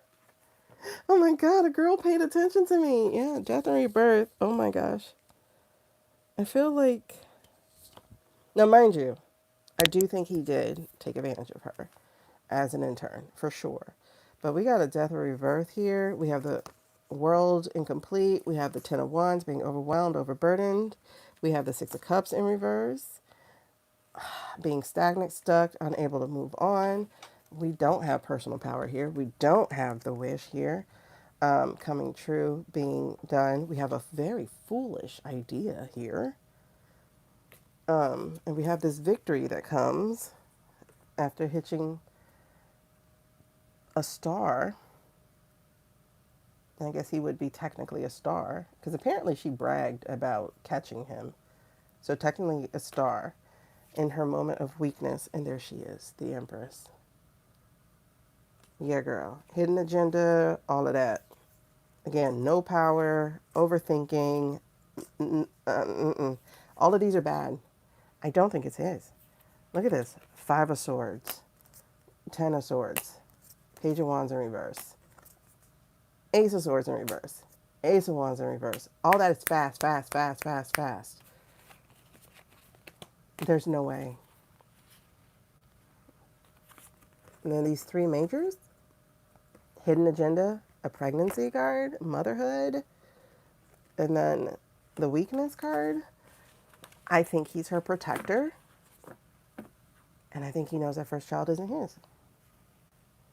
If he doesn't, then she came to him, slept with him, and then told him it was his. But she knew. She knew otherwise. Because look, there's a Knight of Wands and then the Devil in reverse. And then he was her King of Swords.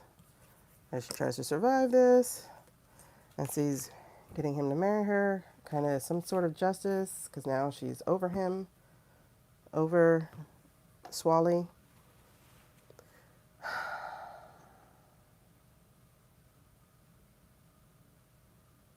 And you know, he is our Queen of Cups. And to her, he's in the upright. He's not the cruel person. Here, he was her nurturer. And he full speed ahead with her. And then he took whatever she was thinking about off her plate to think about it. I don't know. Did he know? Did he know she was already pregnant? I mean, I was going to say, I don't think he's that stupid, but he might be stupid about female stuff. Yeah, the oldest is not his. She's so white.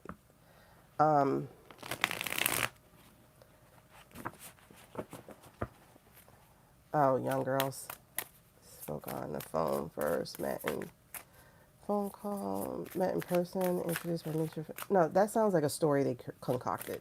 You know what I mean? To say, oh no, this wasn't fast.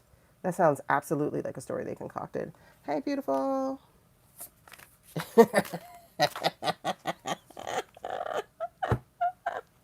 Wait, what? Wait, who's DE? So I definitely think, she saw him as a protector though. Okay. She did. She saw him as a protector. Again, somebody who moves swiftly. So I wonder if he did know. I think he knows that child is not his. Did he know? That's what I want to know. Did he know? I'm on the right track, baby. I was born this way.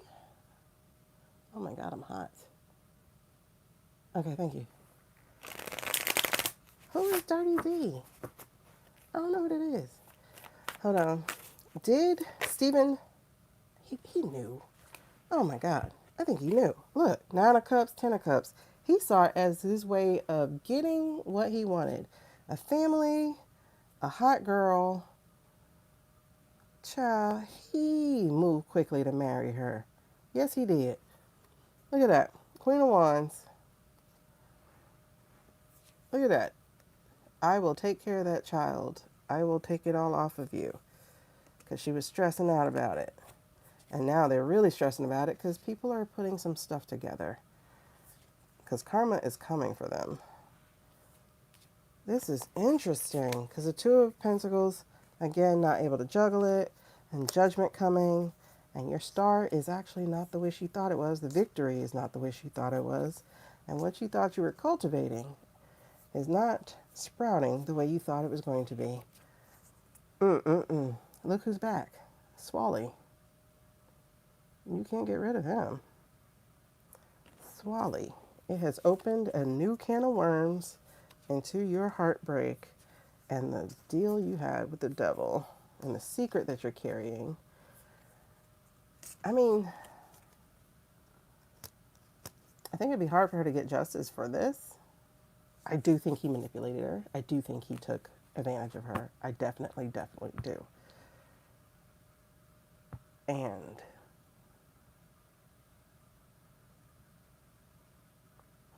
Stephen was her rescuer. Yeah, I call him Swally, though. Who's Dirty? Oh, who's Dirty Eric? Wait, hold on.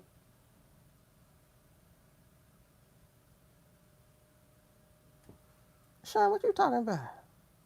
Dirty Eric as in the tea? Okay, spill. Because I don't know what you're talking about.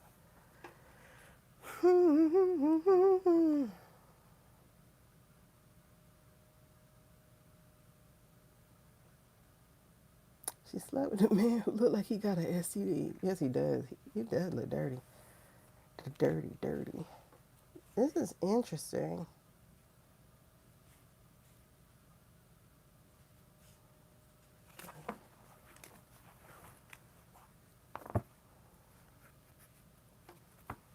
Oh, okay. his first name is Eric? Child, I forgot. I didn't know him until this week. Okay, so it looks like he rescued her, quote unquote, but for his own selfish means, he probably had a crush on her. Very likely had a crush on her because she did work under Mike Pence. No, he got her that job. What? Hold on. Because they got married in February. He got her that job. So how long was she press secretary? How long was she Mike's press secretary? Hold up, mother suckers. How long was Katie Waldman Mike Pence's press secretary?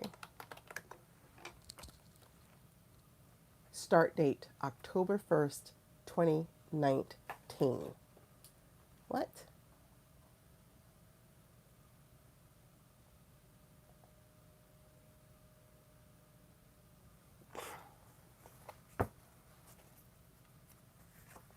So what happened between 2014 and 2019? Where were you from 2014 to 2019?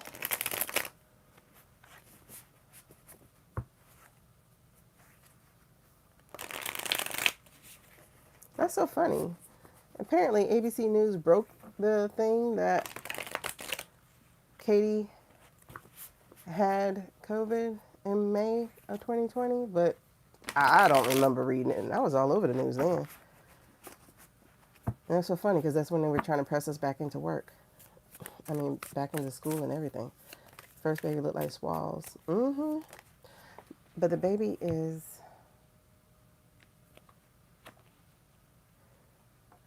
So I think she was talking to both of them at the same time. Because we got fives again. So we had that Five of Swords again, the headache of being, I think, pregnant. Him not stepping up because he's married. And then the other one did. No victory. But I do still feel an ABORTION. They're saying it's 5. So they're saying he was born in November of 2020. So he would be, he, she, whatever it is, would be about 6. But there's definitely something else going on. Oh, God, I'm hot. See, there it is again with the swords. The Ace of Swords. Okay. So, well, let's just say, is the first child actually, okay, you knew what I was going to say. The lover was in a triangle. Oh my God, look here. And got pregnant. And he dumped her. And she was overthinking about it. My God. And of course, not getting any justice about it because she can't talk about it because she's a conservative, messing with a married man. Her world was coming to an end.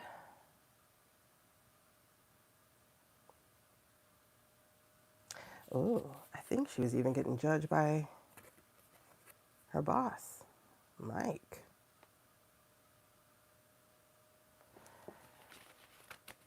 Because, you know, he was not into that.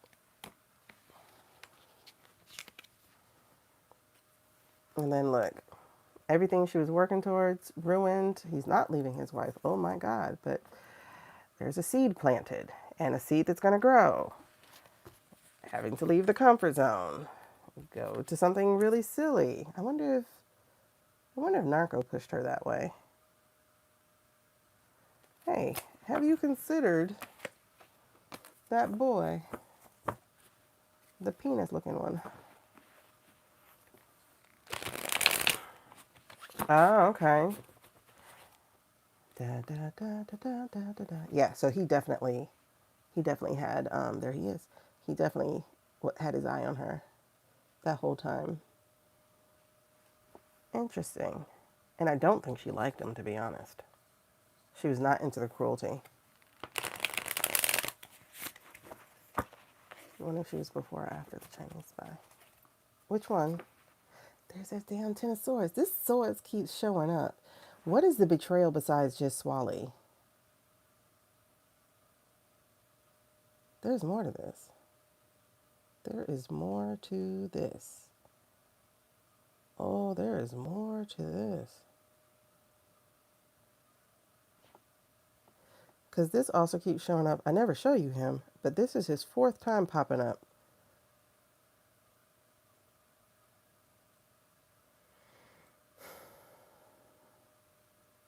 Now, normally this is the orange. But I don't think his shit was working in 2020, was it? Plus, he had that blonde chick who caught COVID from him. Haley something? Meals? Not the Haley Mills. Started with an H.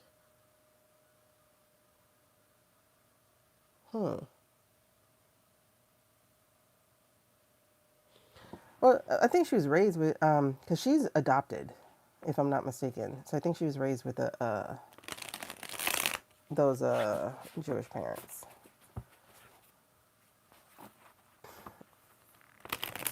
Kathy? Whoa, what are we saying? I mean, she's cute. Who's Kathy? Kathy. Oh, that Kathy. Okay. No, wait. What Kathy? Which Kathy? You talking about Rumler? She was the Blue Star. Is she actually Ashkenazi or is she the other one, the brown one, the Shem one? There's a secret here, y'all. There's a big secret, and it does have something to do with Orange Man. You see him sitting on Mars, looking all orange.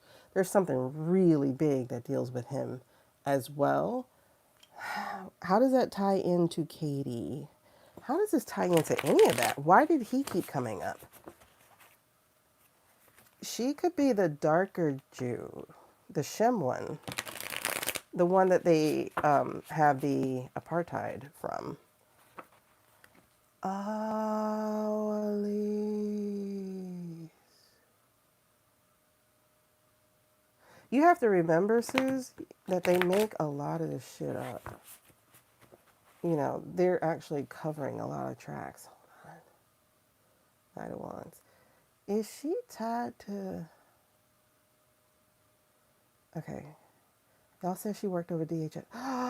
She was with DHS. Hold on.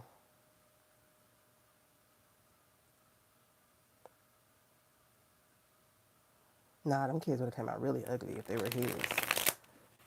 He don't make cute kids. His line is fugly. His line is real fugly. His daughter looked like Candace. The only cute one he has, I would say, is Tiffany. And she don't look nothing like him. So I don't know if she really his. I don't know. I do know that they want to claim to be the Nazi, which is where I wonder if that word really came from that. But anyway, I don't know. It's weird. I feel like the history that's taught to us is all jumbled. Okay, all I know is there's some bad stuff here. We have the Ace of Wands in reverse, we have the Tower in reverse, and we have the Four of Wands in reverse. So, but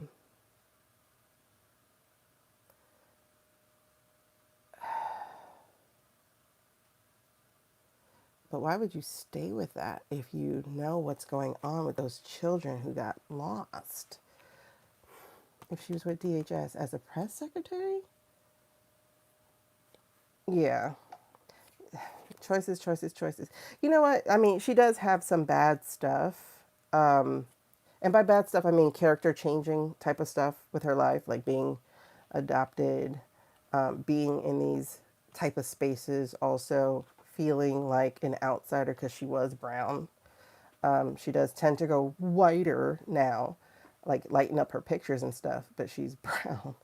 Like I saw a picture of her, I was like, girl, you are not that light. No, you're not. So she has some self stuff going on, is what I mean. Um, she's definitely all about the money. And there's that heartbreak and treason again. Um, she's not stupid. I will tell you that. She's not a stupid chick. But these keep coming back for her. There's some, oh my God. Okay. I got a feeling people are going to get really deep into who your daddy with her. I really do. And that feels like the Swally, King of Swords in reverse. I don't know what he is astrologically, but that does feel like Swally because he was a leader, a manipulative one, a suave one, I guess. He's not my type. I don't like booty chins. But he romanced the shit out of her. Um, oh my God. Promised her the world, gave her the devil, and there's something about this child, this nostalgia, this maybe childhood dream of being chosen. Why are these cards returning? Y'all saw all that shuffling. I did. And she had to take it in her own hands, move forward.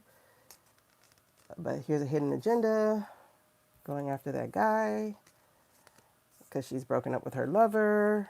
And so here's the guy she ends up with.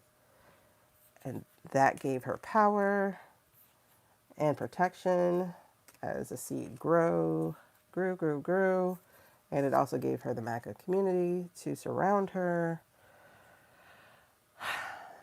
And obviously, Eric wasn't going to say anything.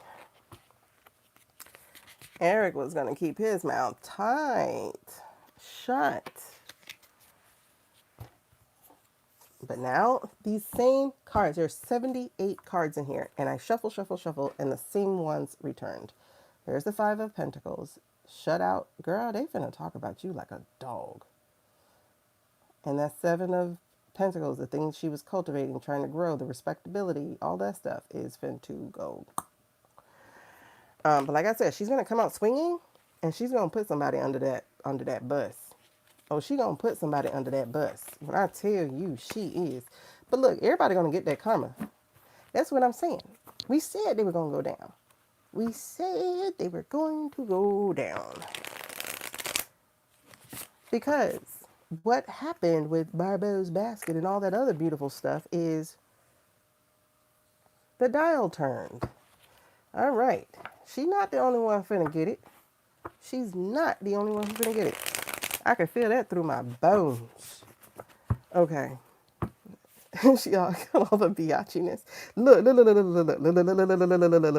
Y'all see what I was just doing? Hold on. I gotta show these to you. That just felt like. First of all, this mother sucking card is not going back in. This chick finna hear it. Not going back in. Thirdly, look who came back out again.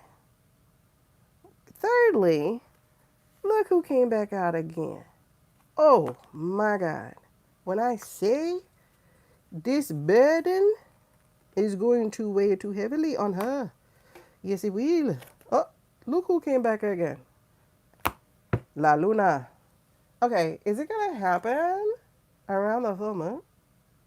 Because that's a full moon. That's not an eclipse. Ooh, what we finna get? She not the only one. I think she finna come out fighting. Ooh, who she finna throw up under this bus?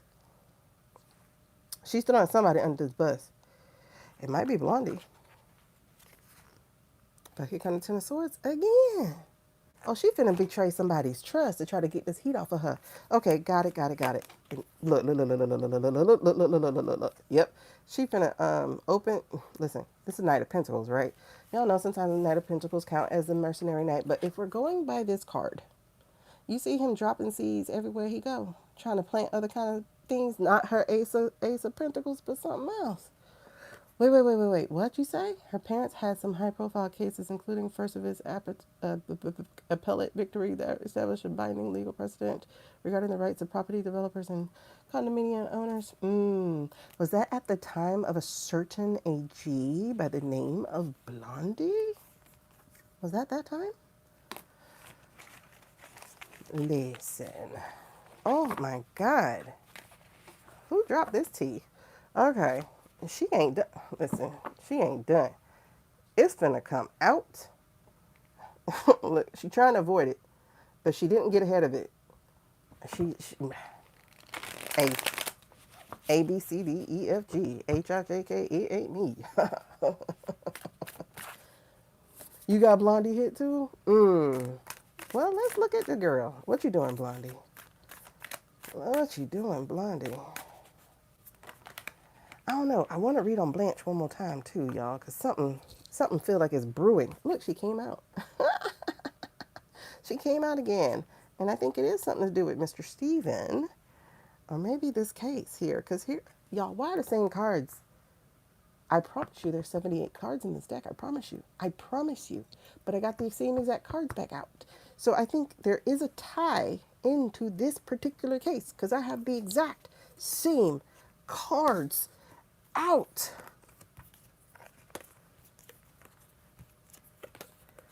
The exact same cards. Exact same cards. This is tied to this. Because there's the Nine of Swords. There's the Devil. There's the Six of Wands. That's it. Even look at this. Look at this shit. Got the Hangman. That's kind of new. I don't think we saw that one. But the Queen of Pentacles and the Strength is right behind it. This right here, and then peeking out at me is, ooh, the Two of Cups. Oh, that's different. Same exact cards, you guys. There's the Gossip magazine in DC that dropped the tea about swallows. But they came out, ew. Wait, what? Ew. Nuh-uh. Ew. Okay, I think we're exaggerating here. I think we're exaggerating. We gotta be exaggerating, because ain't no way in hell she slept with a man who don't take a shower.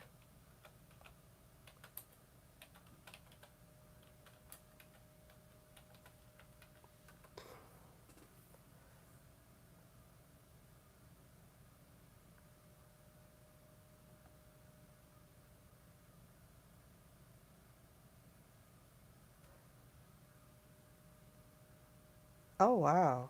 That can't be true. Oh, that can't be true. Oh, but you know what? He is involved with the files, and Sebring, Florida, and something about a hot tub he got redone over, which they think had acid in it.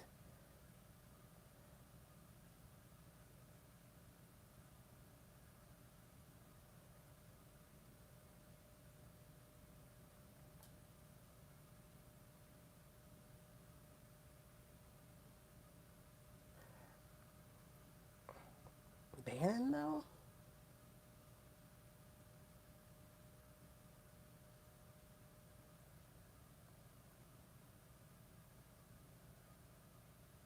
Mm.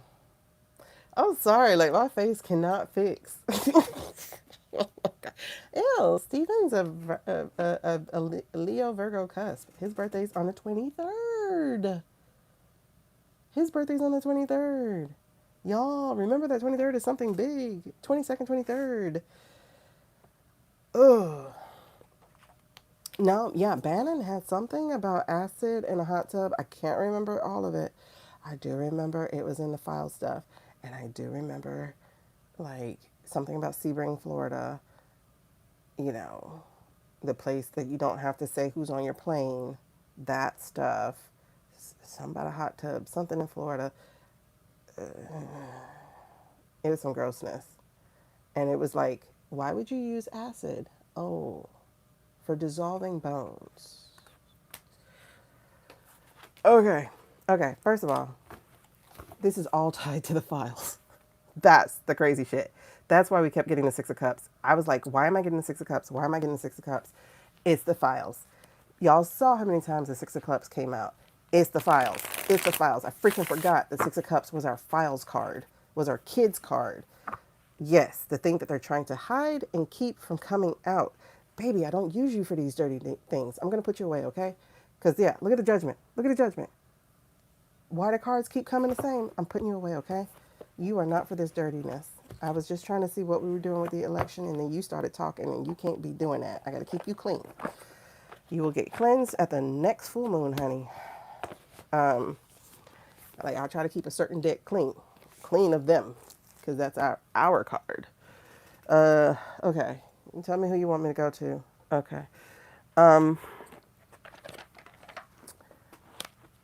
Oh, oh. All right. What are we talking about? Yes, it's an epi-link.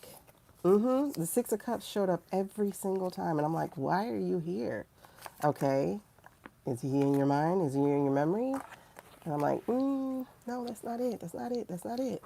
And then the Three of Cups showed up, and then this guy keeps showing up. Look, the same damn cards, you guys. The Page of Cups and the Six of Wands. What does Narco have to do with this? He was in Florida. What does Narco have to do with this? What was he over in 2020 as a senator? What was his stuff? No, Sean, I always thought these files were bigger than the six. Like, girls, listen. That's why they're looking through them harder than a mug. They combed that file to find that information. And then, yep, not victory. Okay, so here's the thing. They said they leaked this information out because something else was going to happen. What did they say was going to happen? Like, they got ahead of this. Let the story out because something else was getting ready to happen. Narco in...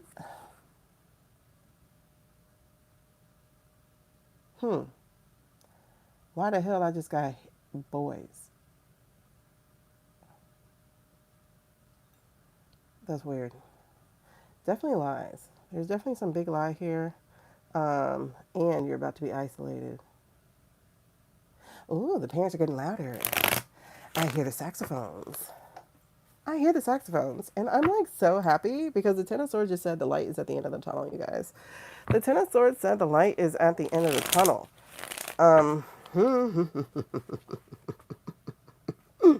There's some doubt here.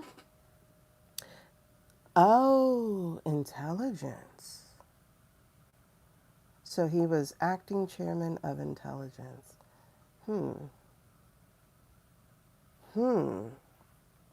That's the Ace of Swords. Ace of Swords is intelligence. He weaponized that illegally. But he's about to get the spotlight because the Hermit don't like the spotlight.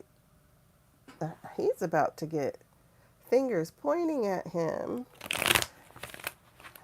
Oh my God. Do it. Oh, the treason. They finna find it. They finna find it, y'all. They looking. They're gonna find it. Oh, they drawing him up for, okay, they're drawing him up. Okay, they're drawing something up for him on treason. Okay, hold on. Ooh. He ain't gonna be able to go nowhere. Six of Swords. He's not gonna be able, oh my God, my nose is tingling, itching. Okay. All right. Ooh. We haven't looked at him in a long time. Can you show me Narco? I feel like we did, but I can't remember. How is he in this? I'm looking at pics, including the final bipartisan report of the. Oh, he was part of that, and then he went to go be president. Like he went out to go against them. Hold on. Can we please put someone in the shackles? Girl, listen. We should play all the music they used on our ASMR videos. You know, just a little cruelty, just a little bit. Only it's justified. Now, look at this Three of Wands. Somebody is making plans to escape. Somebody's making plans to escape, and they are trying to magic their way into the escape, so to speak. We got this Queen of Wands here.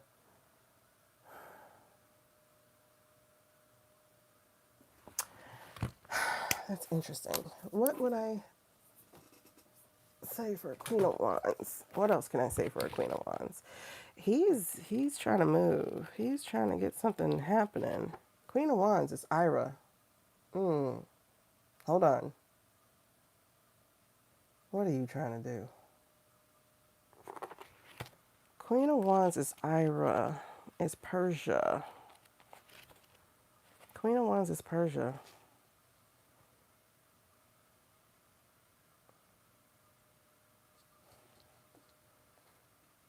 You're about to do something to distract us, aren't you?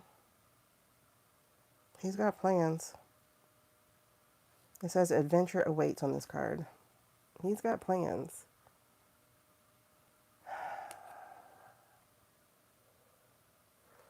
No, I think he's going to try to escalate it. We did say that might be in August. The Queen is a bright but volatile character, celebrating her light as well as her shadow self. Explore the side of you hide from others and what can happen when you are fully seen. If he makes this move, everything falls on him.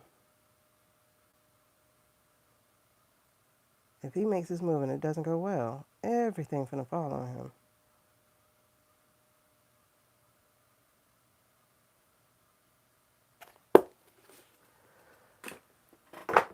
Okay. That's why, let's see.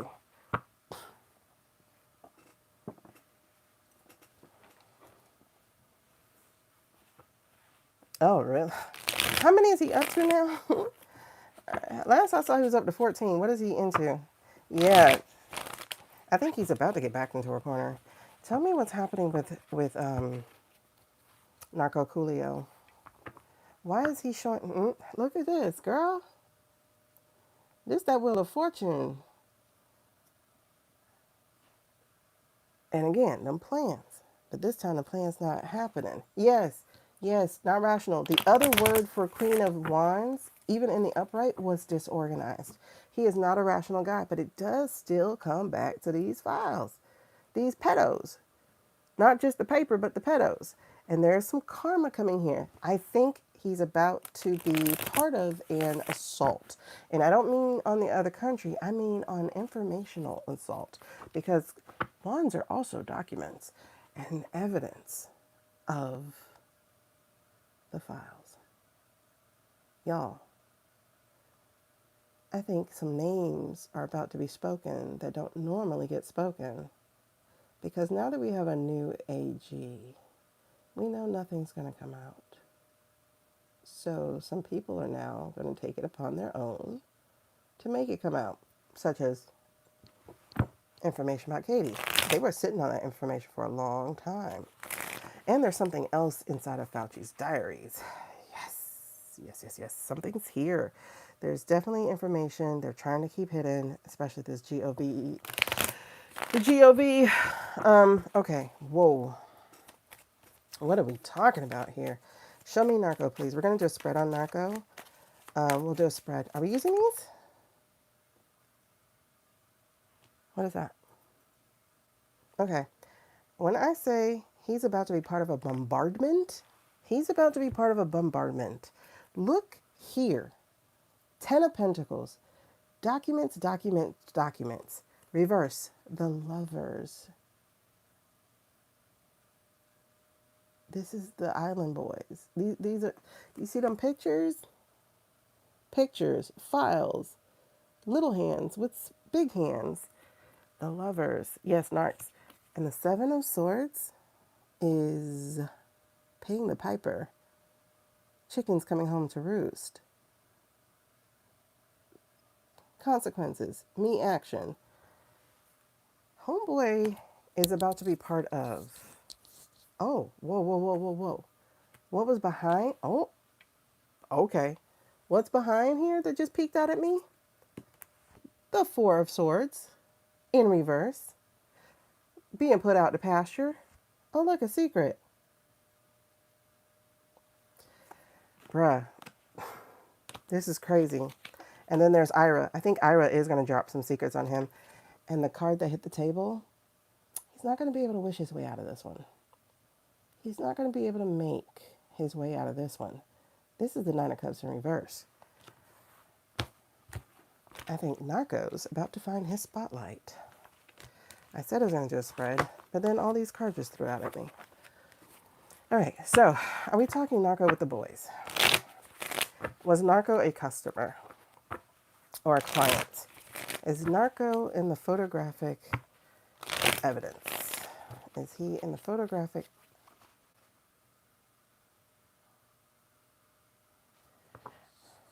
Interesting.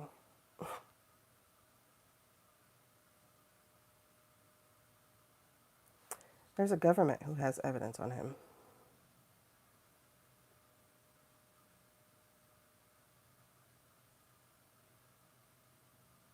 This might be a hacker. Knight of Swords in reverse. A very active protest. This one a little, you know, something he's not going to be able to juggle. Can we please do what? He's in the evidence somehow, because there's definitely something there that is going to put him on blast. And I think it's going to be leaked by absolute hackers. Not leaked by a whistleblower or anything, but like literally hackers.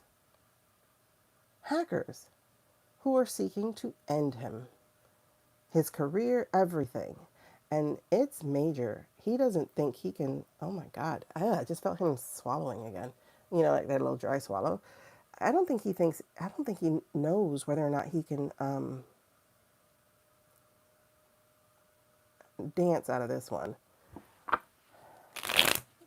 Listen, it's so funny because earlier today I said, let's go right past August and get to September because September's about to be fun. And then I was like, wait. Wait, no, not yet. So he's taking orders. He's on phone calls. He's taking orders. Okay, so let me move into this next question. Is Ben about to go with a new clear eye option? It's not going to happen because it's not going to be allowed to. But is that where we are? Is that where we are? Keep going with these. Okay. Is Ben, this is the biggest yes you can get, is an ace. Ace. Yes. That's exactly what they're debating. Whether or not to use their option. And that's what they're on the phone deciding.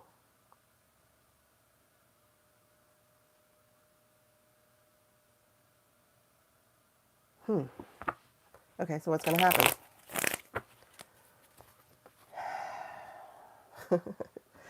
It's the heartbreak cheesing card.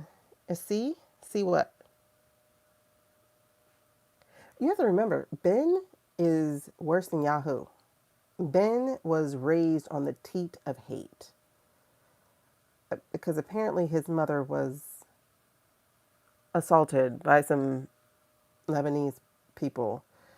And so he's raised on the teat of hate for them. And he's very cruel. And he did not mind being on camera being cruel. He's amplified. And he's trying to do it. Okay. So, will they be successful? Is Narco trying to talk him out of it? Is Narco trying to talk him out of it? Oh, okay. Is Narco trying to talk him out of it?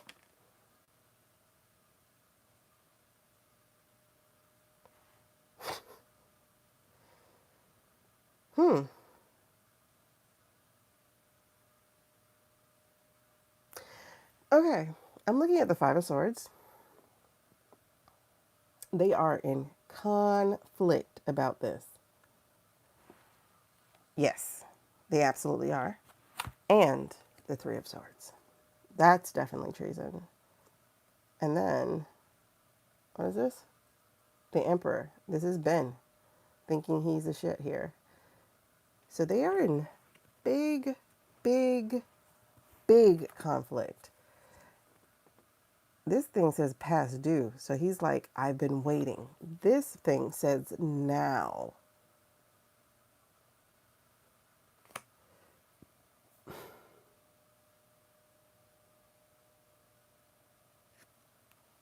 How does the prince enter this? Oh, the prince is like, stop.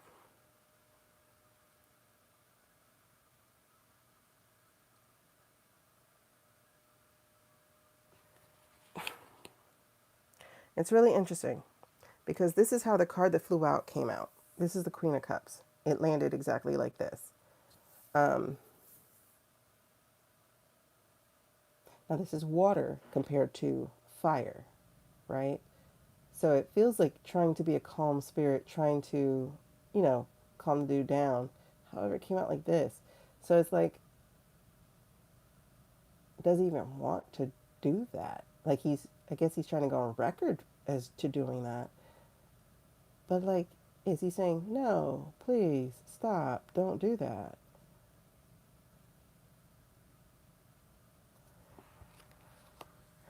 Meanwhile, the prince is like, stop, don't do that.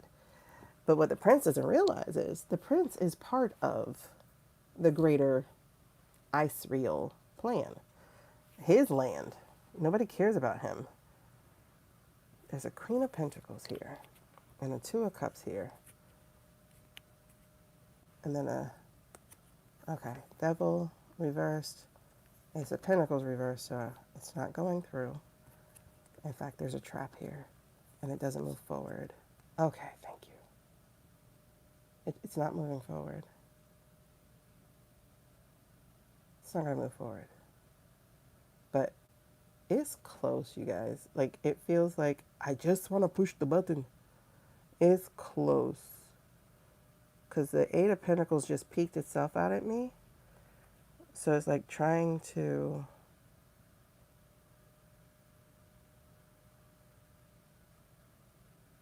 I don't know if it's trying to... like do the work. Look, we're doing it. We're look what we're doing. You don't have to do anything. We're doing it. There's the Queen of, there's the Moon card here. Again, the secret being revealed. So I think all this, because it will be documented, is going to come out. And then there's the the Knight of Pentacles here. So it feels like, again, trying to placate them. Like, we'll give you money. And that's coming down from the Queen of Pentacles. So, the Queen of Pentacles feels like several areas in the region trying to be like, yo, chill. They don't understand, or I don't think they really understand that they're part of the greater ice real plan. Like, all their little places are on that helmet. So these people don't give a shit about you. Like, but I don't see it happening. That's the good part. See? So we have the Two of Cups. We have the Queen of Pentacles and the Two of Cups. There's something that is going to come together to...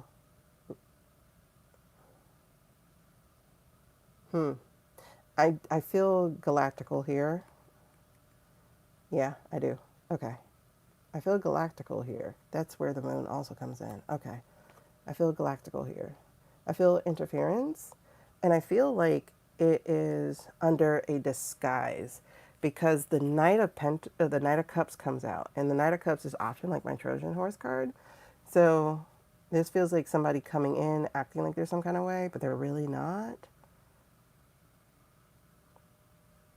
It feels like a movie, to be honest. But all of this will be a movie someday. They won't even have to make shit up.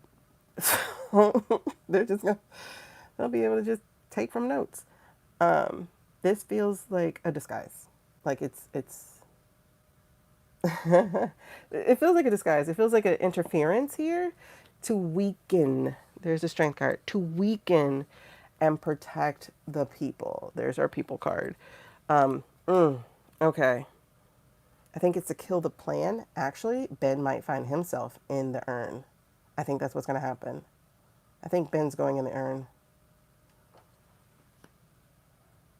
There's a Nine of Wands card, survival, and then there's a Six of Pentacles, taking care of the people, and then there's a Knight of Wands in the upright. I think Ben's going in the urn.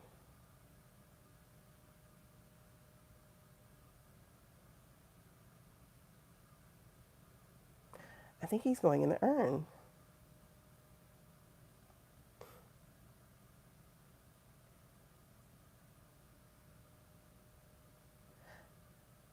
Will a galactic being take out a human one if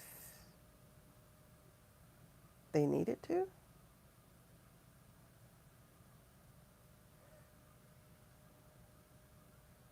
I hear clear as day, yes. Can we look at that? Can I see that? Okay. Am I using these cards? What am I using? Okay.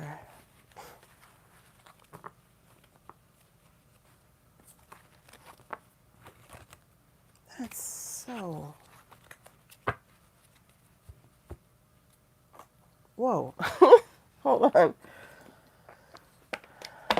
Oh my God. Hold on. You got a yep too, girl? Yes, but angels aren't going to take your life. So I think this is a tag team thing, like all the Queen of Pentacles. Well, I mean, actually, let me correct that. An angel would. I just saw fire. So they would. I really did just see fire.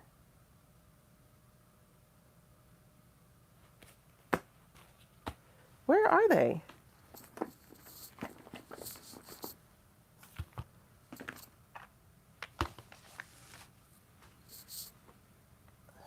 Everything but the ones I'm looking for. Oh. Yep. And you would know. You would know more than I would. But I did just see the fire. An angel would. Especially if we're talking, look at this, Eight of Swords. The angel absolutely would. And then look at the full moon again, y'all. And then this one came out. Yes, they would. Knight of Wands. As a matter of fact, the White Knight of Wands came out just before I pull up the cards. Knight of Wands. They absolutely would. It's a fire card. Oh, wow. Oh, wow. Oh, wow. And it's so funny because as I'm looking, I'm seeing, I saw this title, Celestial Insights, and then I saw the Angel Numbers Insights.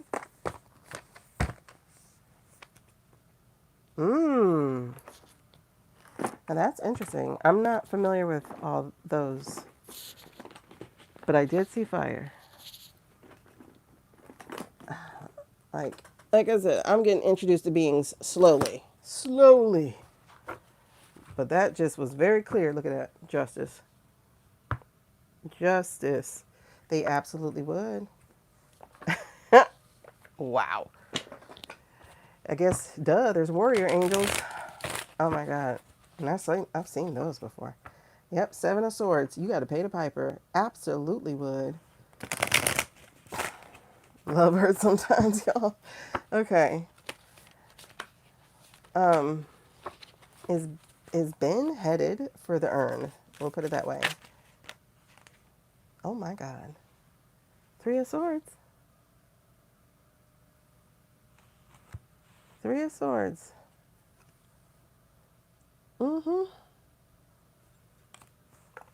Three of Swords. We got a Nine of Swords to alleviate our worries or fears.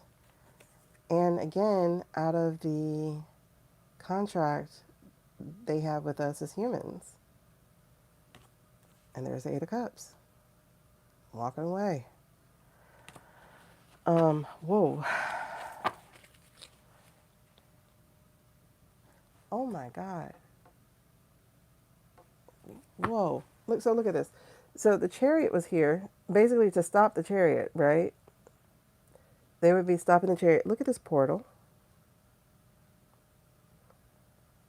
Oh my goodness.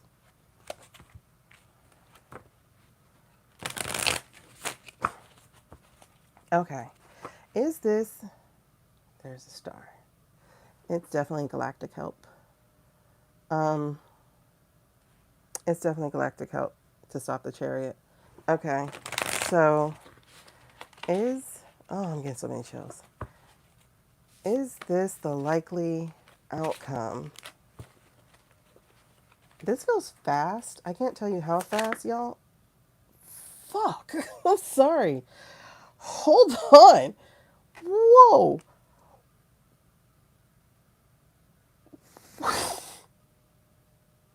What the hell? What the hell, Leonte? Whoa. Hold on.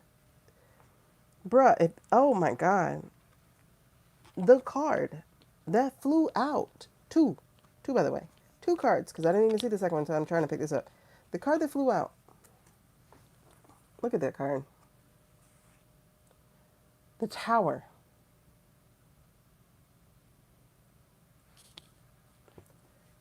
Look at that card. The mother freaking Tower. What came with it? The Knight of Wands. This is the one that take you out.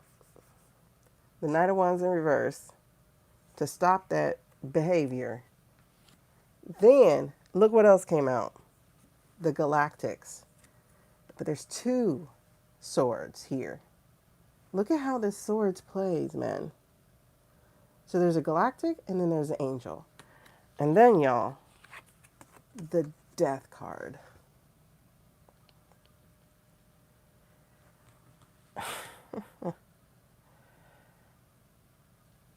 Holy smokes.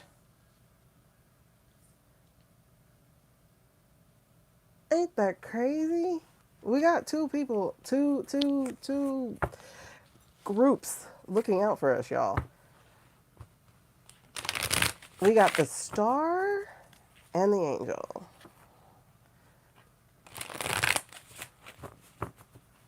Whoa. I'm just like, wow. That was crazy. Okay. Whew. He gave you the wave. That's okay. I thank you. That's all I can say is that thank you. They are looking out because I did have the dream about their attacking. Oh Lord. Okay. Yeah. So there's a Seven of Cups, that choice being removed, and the Ten of Pentacles, the celebration, the thing like a new dawn. If you see how bright that is compared to all the other cards we've had, this is a celebration, family, legacy, like preserving what is. You see the tree of life here. You see the sun. This is like a new day, oh my gosh, wow. Oh, like a wave? Oh, not a chill, like a complete wave. That's cool. Oh man. Okay. I am like floored and so appreciative. Like, I'm very appreciative right now. And it feels like almost like a hug. It's weird. Look. There's the Star again. It's like, dude, we got you. The Star and the celebration. Like, we got you.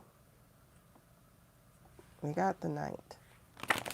Okay. Wow. All right. I don't know where to go from that. That is like, I'm so appreciative. Like, oh, a body wash. Okay. I'm so appreciative. Like, wow. Okay. Whoa.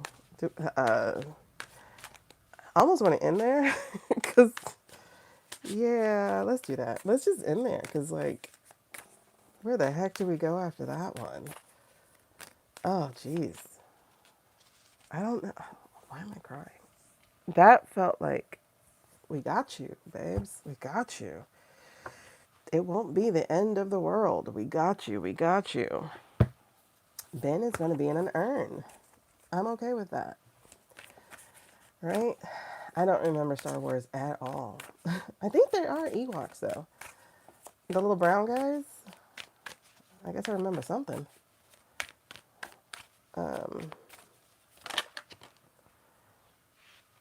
Oh, gosh. Look at this. Look at this. Look at this. Beautiful. And then the Ten of Swords. Light at the end of the tunnel. There's a Queen of Wands. There's a Six of Wands. Victory. Eight of Swords is there trapped. And we have our way out. King of Cups being taken care of, being cared for. The Eight of Cups. as we leave that part of the world behind. But not only that, this Eight of Cups feels a little different.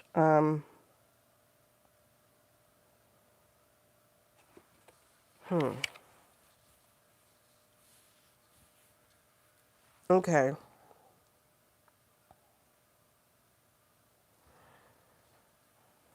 It's interesting. I never really looked at the Six of Cups. I mean, the King of Cups. But if you look at the King of Cups, oh, jeez, I gotta put these back on. Okay. So you see how like that chalice is like glowing where he gets the water from? So it's just,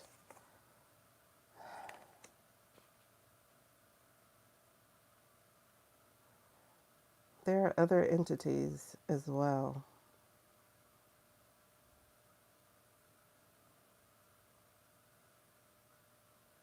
Hmm. I don't know which those are. Um, and like I said, the Eight of Cups. If you look at the Eight of Cups, it is, like the lighting the lanterns and stuff. The person who's walking away is right there, walking away.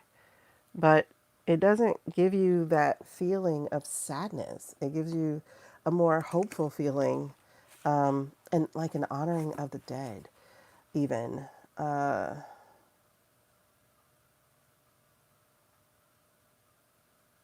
like there's peace. It's like leaving behind peace is what that actually feels like. And again, like I said, if we look at the strength card, yeah, right? It just feels really good. And then you see the strength card is there too, taking aim, not just calming a lion, but harnessing one as you become a supreme hunter here, keeping your eye on the bullseye here. So, oh my gosh. Wow, these are beautiful. I am going to leave it here. I know there were other things I wanted to read on. I can't remember what they were. But I am going to leave it here. I'm going to leave it here. It's been 2 hours anyway, almost three. So we're going to call this one a day. Thank y'all for our conversation. And man, this is actually pretty amazing. Um, if you missed it, go ahead and watch the replay. Listen to it. The orbs. Oh my gosh. Yes. So I have to go back over our August reading, but so far, like, things are coming to pass. I know they're talking about Alito stepping down, and Alito's like, no, I'm not doing that. I was like, okay. So now they've run Alito's name and Thomas' name again. So somebody's going to be pressured or taken. Yeah, it does look like the orbs, right? Um, and that's next week we're looking at, like all this different stuff happening next week. All right, so just a reminder that tomorrow, the 12th, is our full moon, not full moon, our new moon slash lunar eclipse reading for our subscribers and our members. Subscribers get a yes no card pull, and our members get a little bit more than that. And we will start, I will do my best to start by 10, but it'd be 10 ish. So set your bell. If you're not a member, you're welcome to join us. If you join the highest level of member, then you will get a complimentary entry into our monthly membership that starts next month. You'll get to come to a session for that. Yeah, I gotta remember to charge the phone. That's what that's, I was out, went to 4 different stores, and my phone wasn't charged, and then I couldn't find my headphones, and I was like, you know what, whatever. Um, they're not going off. Well, set an alarm. Set an alarm, because I'm gonna set one so I remember. So that's going to be our readings. Y'all, I'm excited. I know everything is hard and difficult and whatnot. Get prepped as you can. Grab little things here and there. Everything helps. I would strongly suggest those filter straws more than anything. Um, I think I'll add them into my Amazon store. I really suggest those filter straws because it just looks like they're playing with our water, and they're doing that on purpose. So If there's anything you need to have, I think that and some solar powered like battery chargers and stuff like that. I think those would be the best things to have. Everything else is figure outable, but I think deal seek. Okay, cool. Everything else is figure outable, but like water is like the thing we have to have. So I would have probably 2 to 3 of those straws per person in your house. Um, at least if you have like an affiliate link for DealSeek, feel free to share it after I share this video so that it'll stay in the comments. Um, that way somebody can grab from your affiliate link. You know, it never costs us any more to grab somebody's affiliate. And like that's the main thing I would worry about is getting those water straws just because I don't like the way they're playing with water. It just look weird. Um, yeah, yeah. I'm gonna look for the stuff that I used to have on TikTok Shop. I don't have it there anymore. TikTok Shop was actually the cheapest for a lot of things, so I would recommend going through them if you're able to, or DealSeek. Check out DealSeek, but I would definitely get the straws. I would definitely get the solar powered like battery charge, like stuff that you don't need to plug into a wall. I would get that just because we got these weather events happening. Also, you know. Oh, I like that. Um, yeah, so I'll drop my Amazon and Walmart affiliate links down there, and y'all can use those and use the coupons or whatever. But I forgot what I was looking for. I was gonna tell you something. I was looking for it. I can't remember. Yeah. Like I have this. Luckily, I caught a Walmart deal when I was just walking through Walmart doing nothing. They had all the camping gear. Now, this was a while ago. This was like some months ago. They had all the camping gear, all the camping lamps and stuff on sale for $1. So I bought like 6 of these. They take vitamin D. They take D batteries, which are hard to find. But now the Dollar Tree's carrying them again. So they take like 4D battery and they charge your thing for you also. But they take batteries. That part I don't like, right? But I also have some rechargeable ones. But I would definitely suggest you get solar stuff, solar, so you don't have to rely on power and all that stuff. But yeah, woo, I like this. I got it for $1, y'all. So this is what I got enough of the like the lights and lamps and stuff like that, and I got a bunch of batteries, but I don't like these people having control over us. I already see how they're playing. I do think they have reservoirs of our water, like they're storing our water because there, water is the only thing that will kill us all if we don't have it. So, and the fact that they outlawed some states from being able to filter water and collect rainwater, like that's stupid. So I would suggest you get those straws. The straws do work. I've watched them um, do it, and I love that they're available. And if they, affect our salination plants, because apparently we have those things too in America, because we are basically like 50 countries in one, from tropical to whatever is up there. Um, so it just really helps to have those things. I don't think these data centers are just using water to cool down. I think they're also storing the water because they're building them over reservoirs and basins and aquifers. Like this is on purpose. Y'all need water too. So there's no way you're destroying all the water. So you must be also saving water. So I think they are storing them because you have rivers going dry. Like the Rio Grande in certain places going dry. It doesn't make sense. So yeah. Anyway, we're gonna end there. I I I'm loving the fact that we're not alone. And I don't know if I would have said this a year ago. I really don't. But now that I've been in this journey that I've been on, Chris Bledsoe, real quick. So I did watch it on Mayim Bialik's show. Like I said, she's a problematic woman. Um, it's not so much the faith as it is the person, because, yeah. But the people she do talk to are very interesting. So I have listened to some of them, even though she annoys me. And so Chris Bledsoe was on there, and he was talking about his experience with a lady.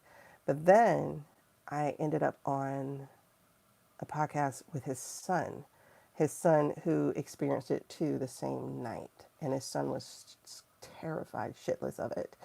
And so his son is finally starting to tell his story about it. And, he's still not fully there. So it's just really interesting because they're talking about the orbs and stuff. And at one point after the November 24th thing, there was a bunch of orbs. There was a bunch of plasmoids or whatever they call them, the things that shapeshift. There was a bunch of those right after uh, the November thing. I'm talking about the sightings got ridiculous. And I think I talked about this in the last video, but I've been having a lot of visitations also this past week. Some of them feel spiritual, some of them feel more solid than that. Like even when I was getting ready to come in here, I'm like, who's that? Like I turned my head to look somewhere. So if you're feeling more activity, please believe you're feeling more activity. I think and I'm getting chills like crazy. I think we are not alone, and more so than ever before. I think they're making their presence known. I think they're trying to get us used to them. And they're also testing us. So like I still have a quick fear flare when who's that? I keep having a fear flare. So I'm like, they're not going to show themselves if I'm fearful. I don't know if I'm going to ever get past this, So it's just like, I don't need to have a out of body experience. I don't want to have any of that. I just want to be able to commune. I don't want an NDE. I don't want all the extra stuff it takes people to sit down and have conversation and community. And I do like that what I found interesting about him, about Chris, was how he said these were angels, but then he pointed, and it makes sense because the angels they talk about in the Bible are these really scary looking things. And so I'm like, wait, are those, And then somebody had an NDE before where they said heaven was a planet, or at least that's what it felt like. And it's definitely a question I have more of, which is where is heaven? And I don't think it's just dimensionally step over. Now we're in the spirit world, step back. We're not.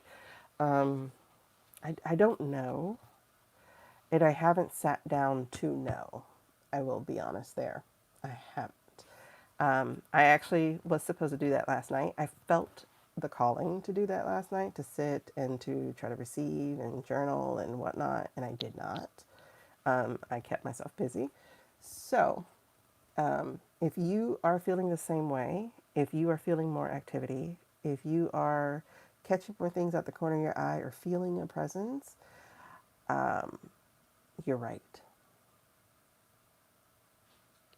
You're right. There is a presence. It has increased. And it's not just one thing. It's a multitude because Earth is in a very volatile transitional period right now.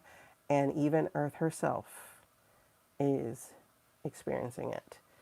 Hence the tornadoes and earthquakes and floods and cyclones and fires. It's a lot going on. Some of it human-made, but also Earth is doing her thing. You're definitely not going crazy, girl. I haven't felt this much activity in a very long time, or at least I haven't been paying attention. It's a lot. And like I said, my dreams, they're not scary. Otherwise, I'd remember them. But they're very involved. They're very active. And I don't think they're just dreams. And I believe the same thing for you guys as well. So if you want to reduce your fear, you're going to have to keep working on it like me. Okay? Listen, I don't know. I don't know what to tell you. The turning of the head is unreal right now. Yeah, girl. Like, what? I'm like, what was this? And even my son last night came to me. He's like, Mom, I keep feeling like there's something.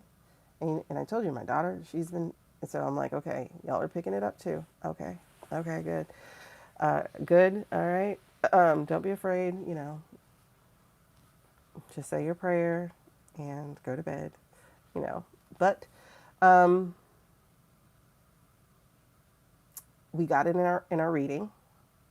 Um, I know people want to say things like it's CERN, it's this, it's that. It's not. It is the time that we're in. Oh, okay. So the other thing Chris Bledsoe said was that the lady told him that she's coming back because she's tired of what's happening. Um, and not in a back like Revelation style, the rapture type of thing, but in like resetting and helping reset. And it's really interesting because the reset word has been popping up over and over and over again. And her coming back does mean turmoil as things change because you can't have change without change. So things are going to change. Things are going to flip flop and everything. And so I would say don't resist change. Move with the change. You know how they say don't fight a current or you'll drown. That's where we are. We are in the current of life right now. So instead of going, I'm lost, just go one stroke after another. Left, right, stay afloat, follow the direction. It will lead you where you need to go. Okay? It will lead you where you need to go. Um, we will not drown. We will survive. And we will come out on the other side. I think I'll write that down. All right. I love you guys. Nighty night.